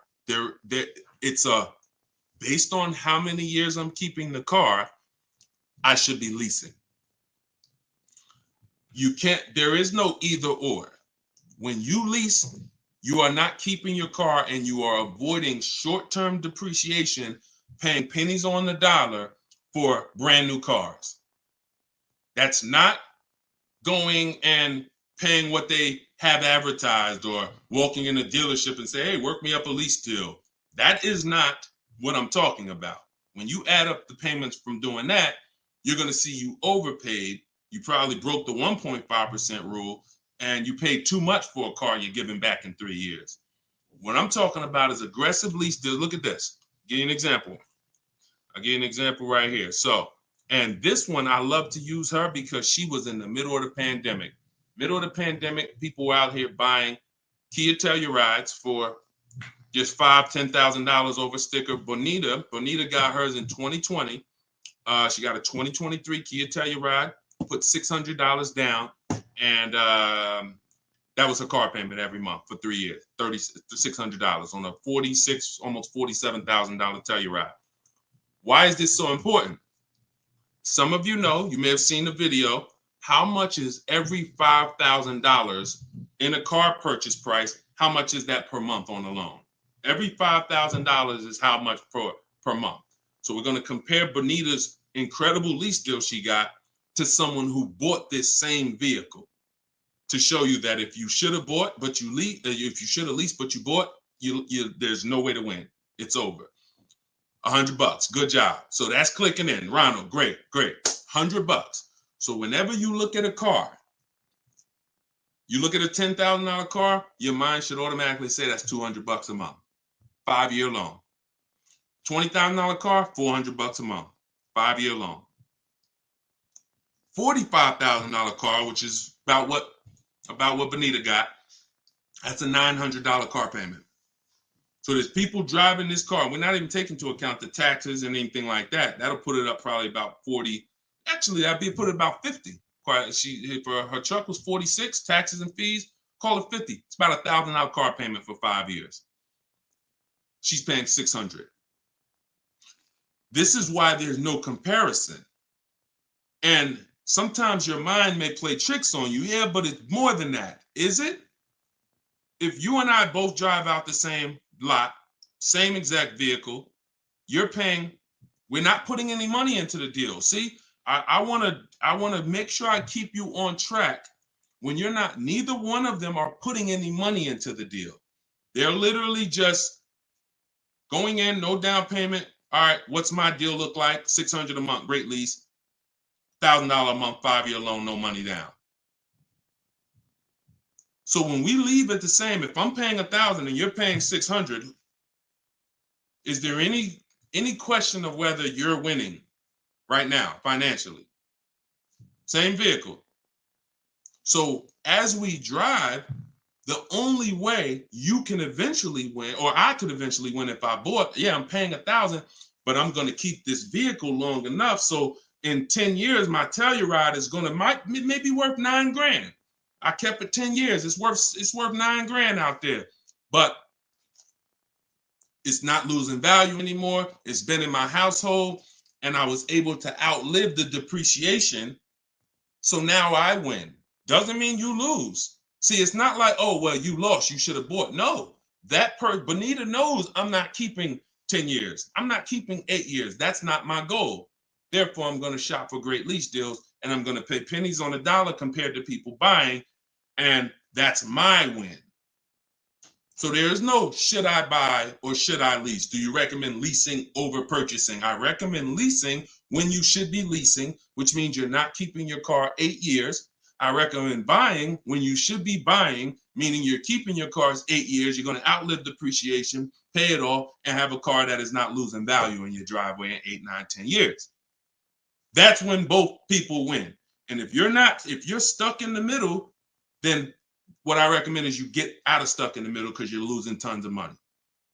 Get out of being stuck. Buying leases out, buying loans, straighten them in. Get to one, choose a side. I put 2 good sides in front of you. Choose a side. All right? Good question, though. Go ahead, Dolan, cue the next one up.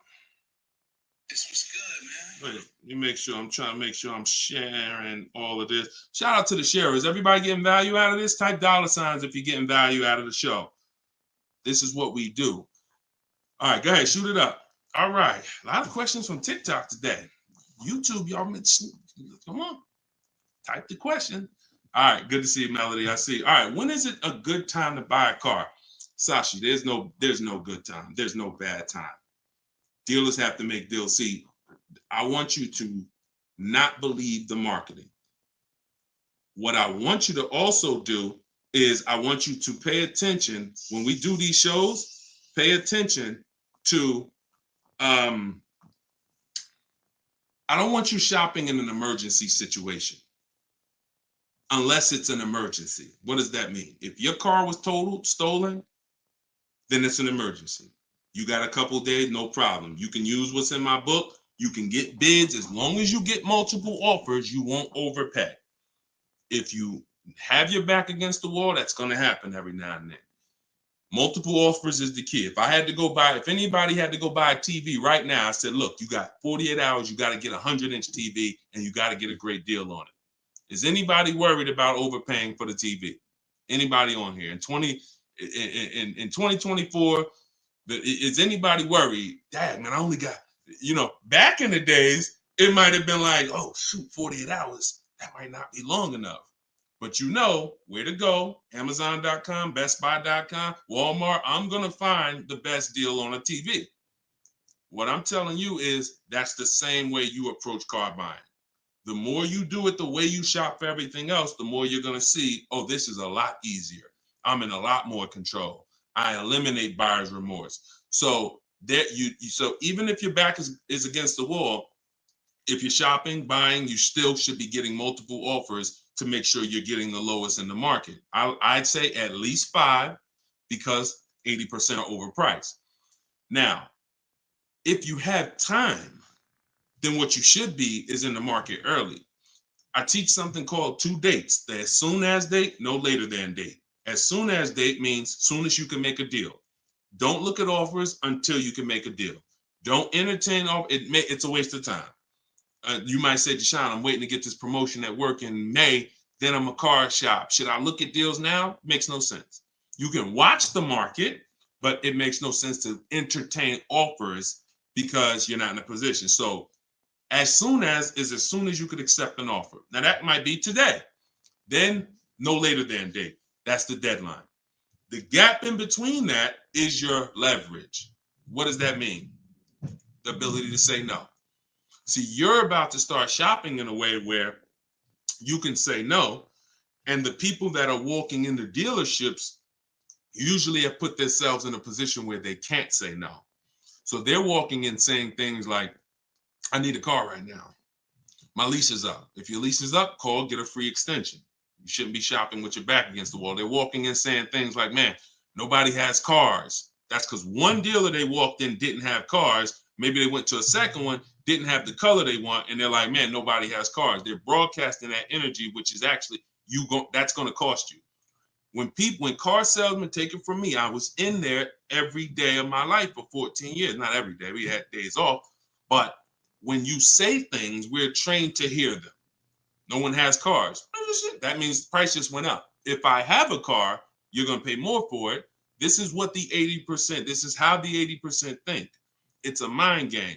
So you don't want to be there. You want to be at home. And when you have the ability to say no, now here's what you do. You reach out to dealers for your offers and you're telling them, hey, I can make a deal right now. This is what I'm looking for. But I don't need a car until July 3rd. See, that's power. That means, hey, if I got a car coming next month, I can talk to this person about it. Most times a person walks in, they need a car this week, next week. That means whatever's on the ground, that's all we can talk to you about.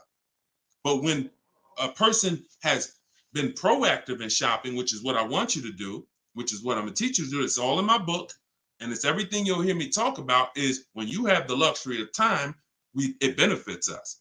We make our contacts. A dealer might say, look, I don't have a car right now, but I got one coming in 6 weeks. Is that good for you? Yeah, give me an offer. Absolutely. Now, we don't talk. So I'm telling you, you could do it your way, which is call. I always say, ask for sales managers if you're trying to get offers online. If you're trying to get offers from home, we need at least 5. If you're going to do it my way, if you're going to get deals like Danielle and like the people you see me broadcasting the show, you get it at least 5. Sometimes we get 10. I think somebody we showed the other day had 10 offers. So the point is, if you have the luxury of time, you want to use it. Don't be sitting here saying, man, I really can make a deal now or 3 months, but no one knows that. And then you wait until you only need to make a deal in a month. Now you start contacting dealers. You've given away some of your leverage. And if you're shopping for a used car, you can watch the market. When you start looking and you can see, man, I've been watching these cars for 45 days. I see the prices. When I first came, the low side of the market was like 26. Now I see that low side is about 24, 25. So these are things you can't do when you're shopping when you need a car. So there's no good time to buy a car because dealers want to make deals throughout the month. But there is a bad time if you've used up all your leverage. And if you've used up all your time, then you must do multiple offers or you're going to get killed. Sorry to say, there's no other way to say it. If you don't know how to shop multiple offers and you walk in needing a car in 2 days, you are going to overpay. So multiple offers is always the answer. All right. Go ahead, shoot the next one up, Dolan. Great question. This one's from YouTube. I'm only able to get a rental for delivery work. Is there any cons to this method? I don't really, okay, I think you rephrased it. Is there a proper way to rent vehicles for work, or is it fixed market and there's no way to save money? Absolutely not. Renting is going to be way too expensive compared to, this is why when people say, who's heard leasing is like renting? Who's heard that? Type the raise your hand emoji or type me if you've heard leasing is like renting. It's one of the most ignorant statements that there's a lot of ignorant statements made about leasing, but that's one of them. Renting is expensive. Renting, you don't get a lot for your money. It's usually a short-term thing, 1 day, 1 week. You know, maybe if you had an accident, cars total 30 days. It's not meant to be long-term.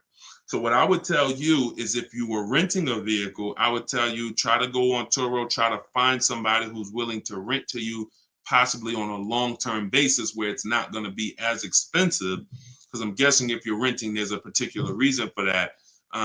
But the money you're going to pay in renting, you should probably put some of it to the side, try to get you a car, cash, Facebook Marketplace, something to get out of that cycle and start to rebuild. In my book, I have a strategy of plan B, plan C for bad credit, where, you know, you can talk about cash, you can talk about buy here, pay here, even buy here, pay here, if done right, is better than renting. When I was 20, my second car, actually, my first one was a $500 car. And after I got a buy here, pay here Chevrolet Cavalier. It was, I put $1,500 down. I paid $50, I think, a week. And I paid off the car in a couple months. That car lasted me 6 years. So the key with buy here, pay here is to make sure you're getting a great car, a quality car, but renting, that if I had to rent a car and I'm in a position, I would try to find somebody on Turo, the lowest price per day, and then see, hey, if I did a long-term per month rental, how much would you give it to me for? I try to work that out, see how that works. All right. God bless with that. All right. Next question, Dolan. Shoot it up. We're getting a lot of questions, so I'm going to try to move faster through the answers.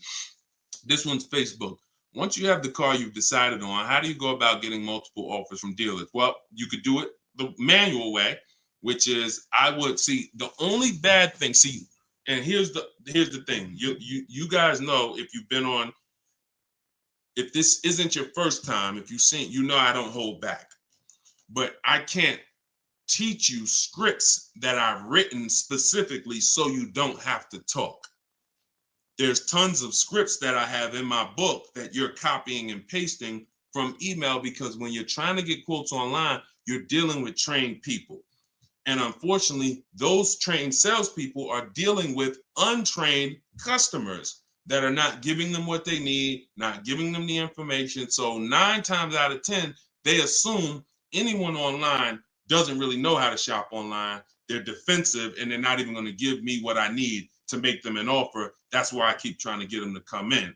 So when we do our copy and paste, we're giving them what we need. And that's the only reason I say I can't explain that to you. The only way to use that, like, all right, there's scripts for everything. There's 3 levels of contact when we're contacting online. This is my 25-to-5 strategy. You're using this for new cars and leases, not used cars. Different strategy for used cars. New cars and leases, you're using my 25-to-5 in the book. And what that is 3 contacts. First, we got to let the dealers know what we want. We contact 25 dealers online with a copy and paste template, tell them what we want. We need to tell them what we want. We need to tell them what our deadline is as soon as we can buy a car, which would be today, because we don't contact if we can't buy today, and then our deadline. And now you're going to have responses. Hey, when can you come in? Hey, when can I? Hey, when can we have a phone call? Hey, whatever. So because I used those scripts, I was able to write responses.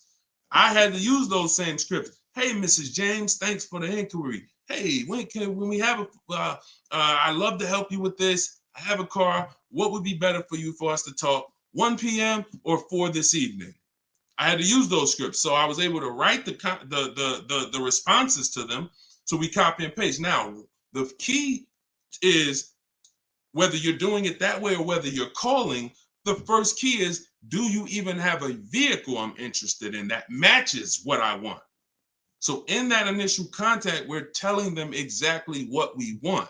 Color choices. Hey, I'm open to black, blue, gray. I'm open to a sport model or a touring model. I'm open to this. Like, this is what I like. You have to tell them that, or there's no way for them to search the inventory and get you and even see if there's a match here.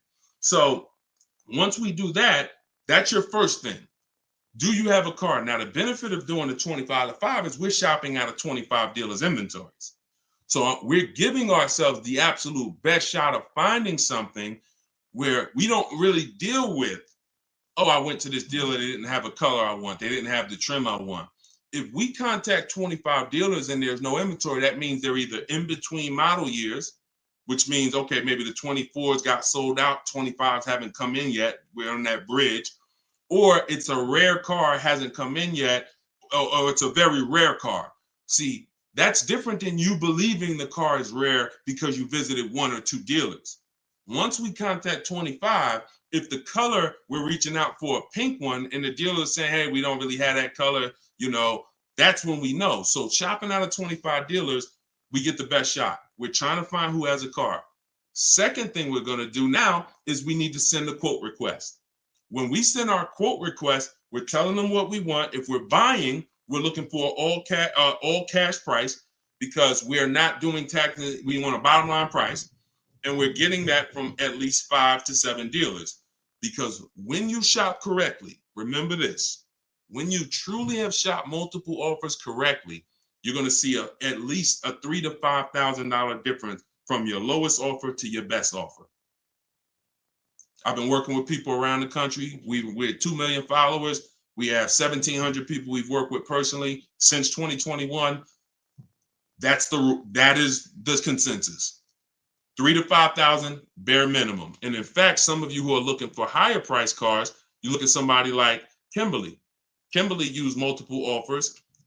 Her Maserati she was shopping for, she picked it up a little while ago, $86,961 vehicle. They offered it to her for $66,261. Deshone, that sounds crazy. She saved 20 grand. Actually, 20,700 on that offer.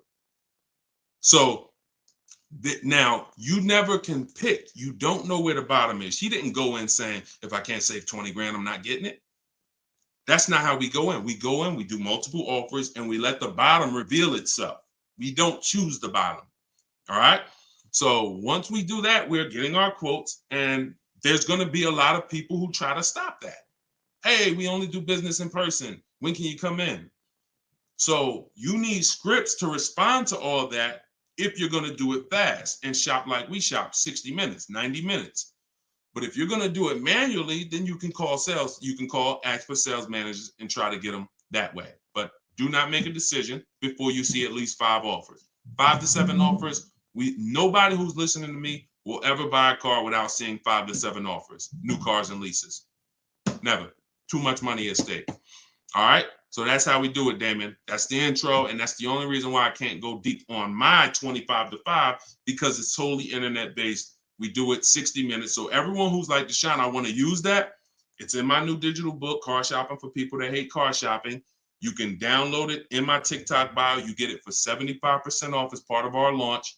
And it'll be in your inbox in 5 minutes. Same thing with Instagram. Go to my Instagram bio. You got 30 minutes before it goes back up to $97. Get your 75% off. And I'll post a link. Cue the next question up, Dolan. I'll post a link again for you guys here on YouTube and Facebook. Here's the emergency link. All right. This one's from Facebook. We got another question from Facebook. Hey, I'm in the USA, originally from Canada, and no credit in the USA as yet. Should I buy a used car with cash or a new one? What I'm afraid they'll give me a high rate. What do you think best option? Hey, if you got the ability to buy a used car cash, that's what I do. I'd get a great car, spend as little as possible on it, Facebook Marketplace, because I'm not looking, if I can, to go into a high interest loan when I can get me a car and then I can build my credit. I want you to follow Haley, somebody named Shonda Martin. Her brand is called Road to 750 Plus. She's very similar to me in that she does these Q&As all the time. She's live. She's a genius. She's clearly studied for many, many years to understand. And even me using her thing, her strategies, I've added at least 80 points to my credit just from things I didn't even know. Like, and the real person who's an expert is going to show you where the blind spots are, things you didn't know. And that's what Shonda is. Some of you may follow her. She's amazing. Yeah, Cavante said, yeah, she's amazing. She is. So follow her. But yeah, I would be looking to get something inexpensive, point A to point B, little as possible. Make sure you find wherever you live, ask around who's the best mechanic in town. Ask like who does everybody know in town that, you know, fixes cars, just a good guy, good woman. And you find them and you say, look, I'm about to go pick up a car. I'm gonna buy it privately. Well, can I pay you, you know, $100 to inspect it for me? Get yourself an inexpensive car, and that'll give you the ability to be on the road. At the same time, you have the ability to have the time to invest in your credit. So when you're ready to make a power move where credit's concerned with a car, be it leasing, financing, you're good. All right. But if you go buy a car overpriced interest rate, it could really set you back. It can really set you back. It's happened to too many people. Great question. Cue the next one up, Dolan. Great questions today. YouTube, should I buy a car cash or do I get a loan? It's a great question here. A lot of great questions. This is a matter of, look, nothing that I teach is really one size fits all. That's been the problem. 8-year rule, absolutely. If you're not keeping 8 years, that is one size fits all. That's why it's called a rule. You should be leasing if you're not keeping your cars 8 years. If you're buying, you should be keeping them more than 8 years. But when it comes to the cash or loan, here's what I've experienced. And the people who pay cash or don't pay cash, this is kind of what weighs it for them. What are they doing with, what are you doing with your money? Is your money making you money? If your money is making you money, I would have people come in the dealership, clearly had the ability to pay cash, because I would ask them, you know, so how are you paying for the car? And they say, you know, I'm thinking about, you know, writing a check for it, but I'm, you know, what are the rates? And if we had a special interest rate from the bank, like 0% or 0.99%, 1.99, 2.99 even, they'd usually take the bank's money so that their money could keep making money for them. So if that's you, and the rates are low, that's why whenever we shop for a car, you always want to check, are there any special interest rates? That's the first thing. I teach something called the bank bidding war. It's not just dealers that bid for our business. It's banks and credit unions too. So in the bank bidding war, there's 3 rounds. The first round, though, is checking if there's any special interest rates, because if there is 0.99 or 1.99, no one's beating that. Therefore, the rest of the rounds are non-applicable. So if you can use the money cheap, that's when you use the money and you let your money keep working. Now, another person, a different person, Deshone, I'm not really investing my money.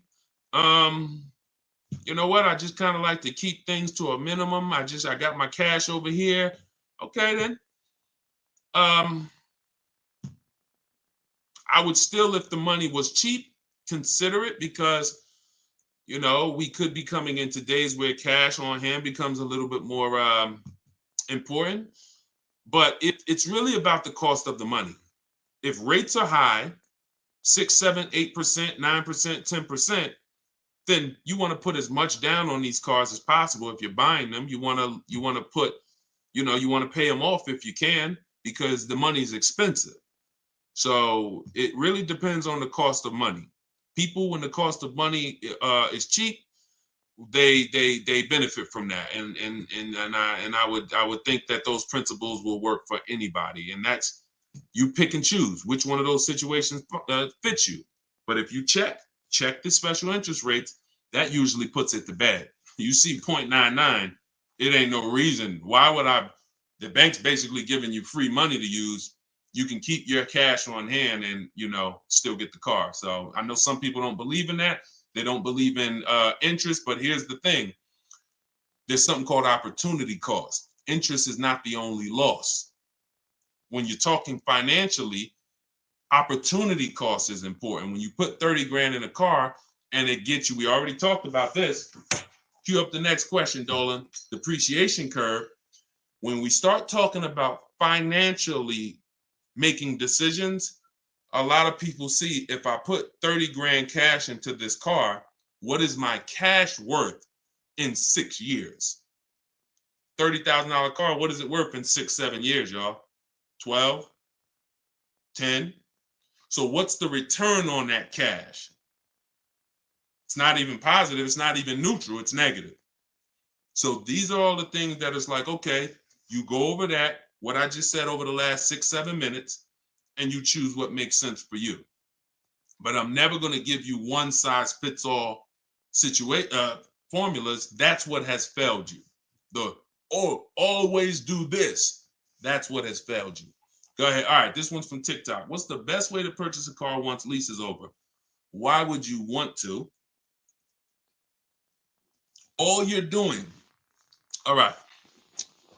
Let's talk about buying our lease out. And I'm going to keep this quick because some of you know that I'm adamantly against this unless you're keeping the car 8 years. Because sometimes we look at our leases, right? And we say, oh, it's, should I buy my lease out? Here's the question. Should you lease again or should you buy a used car? When you are buying your lease out, all you are doing is buying a used car. That's it. When you look at it that way, it's going to become more clear to you. It's your car. You don't have to go search for it. You do need to make sure it's a great price relative to the market, but that's all you're doing, buying a used car. So the question becomes, should I buy a used car or should I lease? And when you realize that the 8-year rule, breaking it, is going to continue to lose you money and put you in negative equity, you won't buy your leases because you don't plan to keep them again for another 8 years. I'm going to tell you how I found this out to be horrible. Guy walks in the dealership. I'm looking at the car that he has. He says, okay, I'm looking to trade this in and get me something new. So, okay, how many years old is that? About 5 years. Okay, cool. How long you had it? I had it since it was new. Okay. All right, you know how much you owe on it? Nah, I don't know. Now, that's not a good sign, because if a person tells you they've had a car for 5 years, and they've had it since it was new, wouldn't you think it was almost paid off or paid off, right? If that makes sense, type of dollar sign. If a person said, you saw me, like, yeah, I had that car 5 years. I bought it. I've had it since it was new.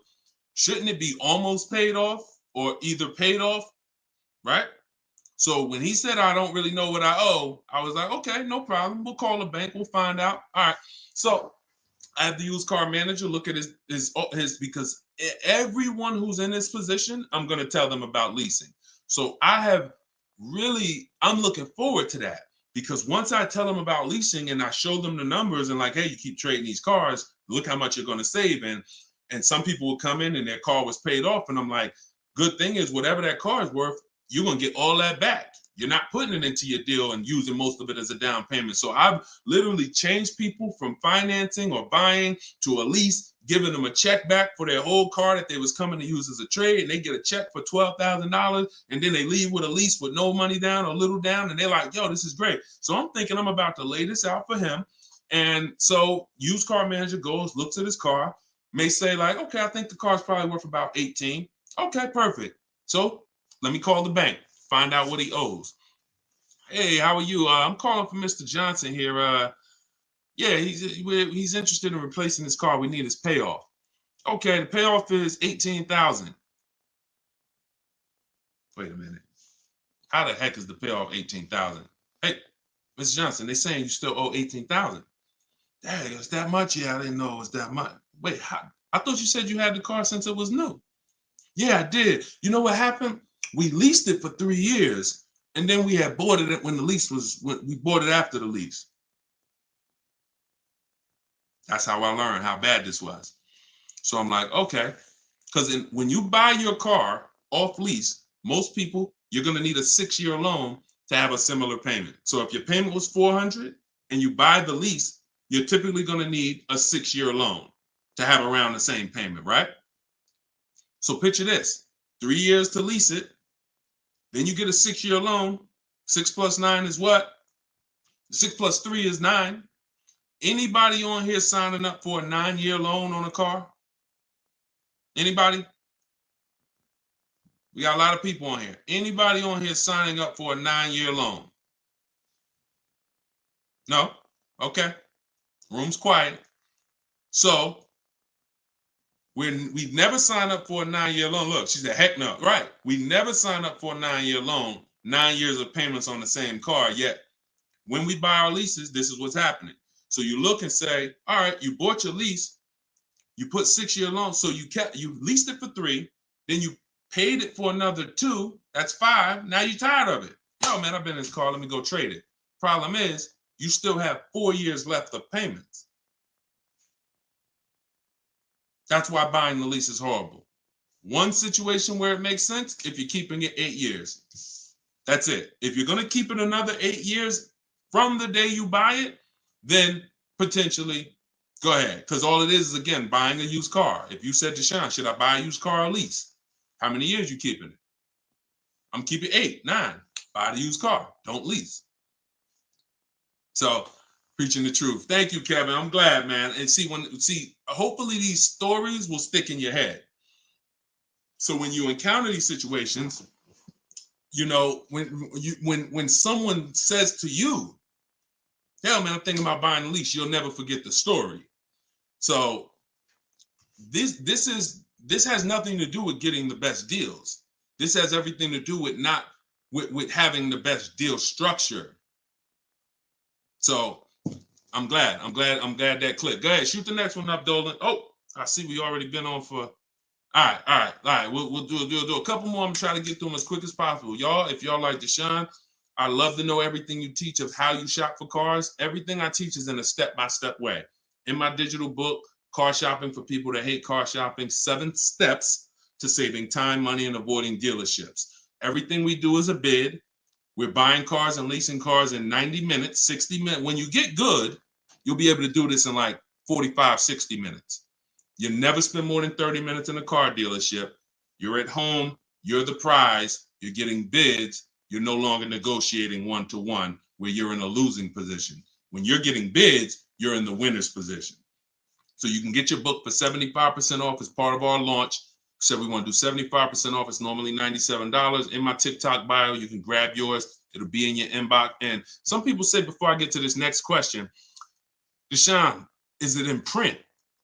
There's a lot of reasons when you use it, you'll see there's no way this book could have been printed. One, things change. Vroom was one of the companies that we used to use for bidding. Vroom's out of business. if we had 100,000 books out there in your houses that you all paid for, now it's like, okay, what do we do, y'all? That's obsolete. Now that's when you hear people say, hey, you need volume 2. I know just 6 months ago that I asked you and told you that I was going to solve your problem with volume 1, but that's no good anymore. Volume 2, get it today. We're not doing that. And there's nothing against them because, again, they did what works, but we didn't want to do that. I wanted to be able to update this book on the fly. What I did when Broom went out, I updated the file. Everyone's book was updated. And there's also links in there. There's links to videos. Like I said earlier, you have my scripts in there. That was all stuff. You're going to be copy and pasting this. There's no way I could have did that in a physical book at all. All right. What do you think of swap a lease? If you can get a great lease deal, absolutely. Absolutely. We always compare, divide the monthly payment into the MSRP. The 1% rule has existed way before I started, way before I even got in the car business. The 1% rule said if you can lease a car for less than, for 1% of the MSRP, no money down, no money out of pocket, just, covering the first month's payment, you stole a car. Coincidentally, every lease I've ever had was under 1%. I paid $330 a month for my $35,000 Jeep Grand Cherokee Laredo. I paid $325 a month for my Infinities, then $345. Then my highest one was $390. And that was a $45,000 vehicle. So these are under 1% leases. In order to get 1% leases, you need to shop multiple offers, but you also need a great lease program. So what we always say is under 1% is a steal. You'll see there's 3 categories of leases. Steals, great value. Those are under 1%. Great deals. Those are between 1% and 1.5%. And then where it's time to chill, over 1.5%. You're paying too much for a car you're giving back. So if I was taking over someone's lease, I'm judging it by the same thing. Leasing is a value play. How much car can I drive for that payment? It's the ultimate way. The lower that percentage is, the more you've leveraged your money into a great car. So yeah, I'll check swap a lease, definitely. Go ahead, shoot the next one up, Dolan. This one's from TikTok. Can I sell a leased car? Who didn't know you could sell a leased car? Type me. My cousin left me his 2020 Toyota Highlander with 2,000 miles, so I need to get out of my lease. I don't need 2 cars. Okay. Equity assessment. Call the leasing. Matter of fact, I'm not going to repeat it because I already talked about this at the beginning of the broadcast. So after the broadcast, go to the YouTube page. You'll see it. I think it was either the first or second question. So within the first 10 minutes, I talked about how to do the equity assessment. You're going to follow that process. And this is all in my book. If you're like, Deshone, I don't even want to watch the video. Is that in the book? Absolutely. Because everything I'm teaching you is out of 1 step in my 7-step process. So the equity assessment is step 2. After we decide leasing versus buying, that's step 1. That's the most important question. Foundation of your car deal is, did I lease when I should have leased? Did I buy when I should have bought? Once you pass that, now if you have a car to replace, you need to do an equity assessment to see, do I have equity? Am I at a break even, which means I can get out? I'm not going to make any money, but that's fine. I can get out. Some people got a lease. I could get out the lease early. You technically can't do that because you're breaking a contract, but if you can sell out and break even, then you can get out early. Or do I have a negative position in which case I can't get out early? In the case of a negative, if you have a negative position on a lease, you can't get out early without penalty, without those payments. But if you're a negative equity on a finance, then that's different. There's no negative equity in a lease. I know we kind of use these terms interchangeably. Negative equity is only with a finance because you have to pay the money. With a lease, if what I get offers for, if it's below my payoff, then I just stay in the car until the end. I don't have negative equity. So you do the equity assessment, and hopefully you can break even. And the good thing about Toyota, if they haven't changed it, and I remember right, they don't have a third-party restriction. So you should be able to, if those offers you get are what you owe or higher, then you should be able to sell that car right to CarMax or Driveway or AutoNation, whoever makes you the highest offer, and you can be out of it literally. You do that today, you could be out of that car tomorrow. All right, so keep me posted. Go ahead. Shoot it. See, we're over an hour. And I know Dolan, we always try to keep the shows an hour, but it's like the questions start rolling in and it gets good. Go ahead. Shoot another one up, Dolan. We'll wrap in a second. Facebook. When you go online to build and decide on needs and wants, you look at the cash price, not the lease price. We don't look at any price online. Pay no attention. Nothing online is a deal, y'all. No commercial. I don't care what you see. Deals are like this. Hey, look, this is their offer. Look, this is what we gotta. Can we do it? What? Can you get them up any? Like, will they come up any at all? Nah, man. They said that they made this, and it's like, shoot. All right, let's see if you get another. Can you get another $10? If you get another $10 a month out of them, just take it. If not, then do the deal. That's a deal. You don't repeat it. You don't. I used to have to tell certain people, when you got a real deal, hey, when you come back, I'd love for you to send me friends, family, but don't tell them what you're paying, because I probably can't duplicate that, honestly. That's a deal. The whole opposite is what they advertise to you. Deals are not advertised. Deals are when the dealer makes little to no money. Little to no money. That's a below market deal. If they're putting something on a commercial, that means the dealer doesn't mind if 80 people come in and get that offer this month. You have the money down? Yeah, I want to pay the $460 a month. Okay. You have the money down? Yeah, it was $3,400, right? Okay. What about the taxes and fees? Because that's small print. All right, how much is that? That'll put you probably about another $3,200. And then I could be at that payment from the commercial? Yeah, definitely. Okay, let's do it. That's not a deal. That's not nothing special.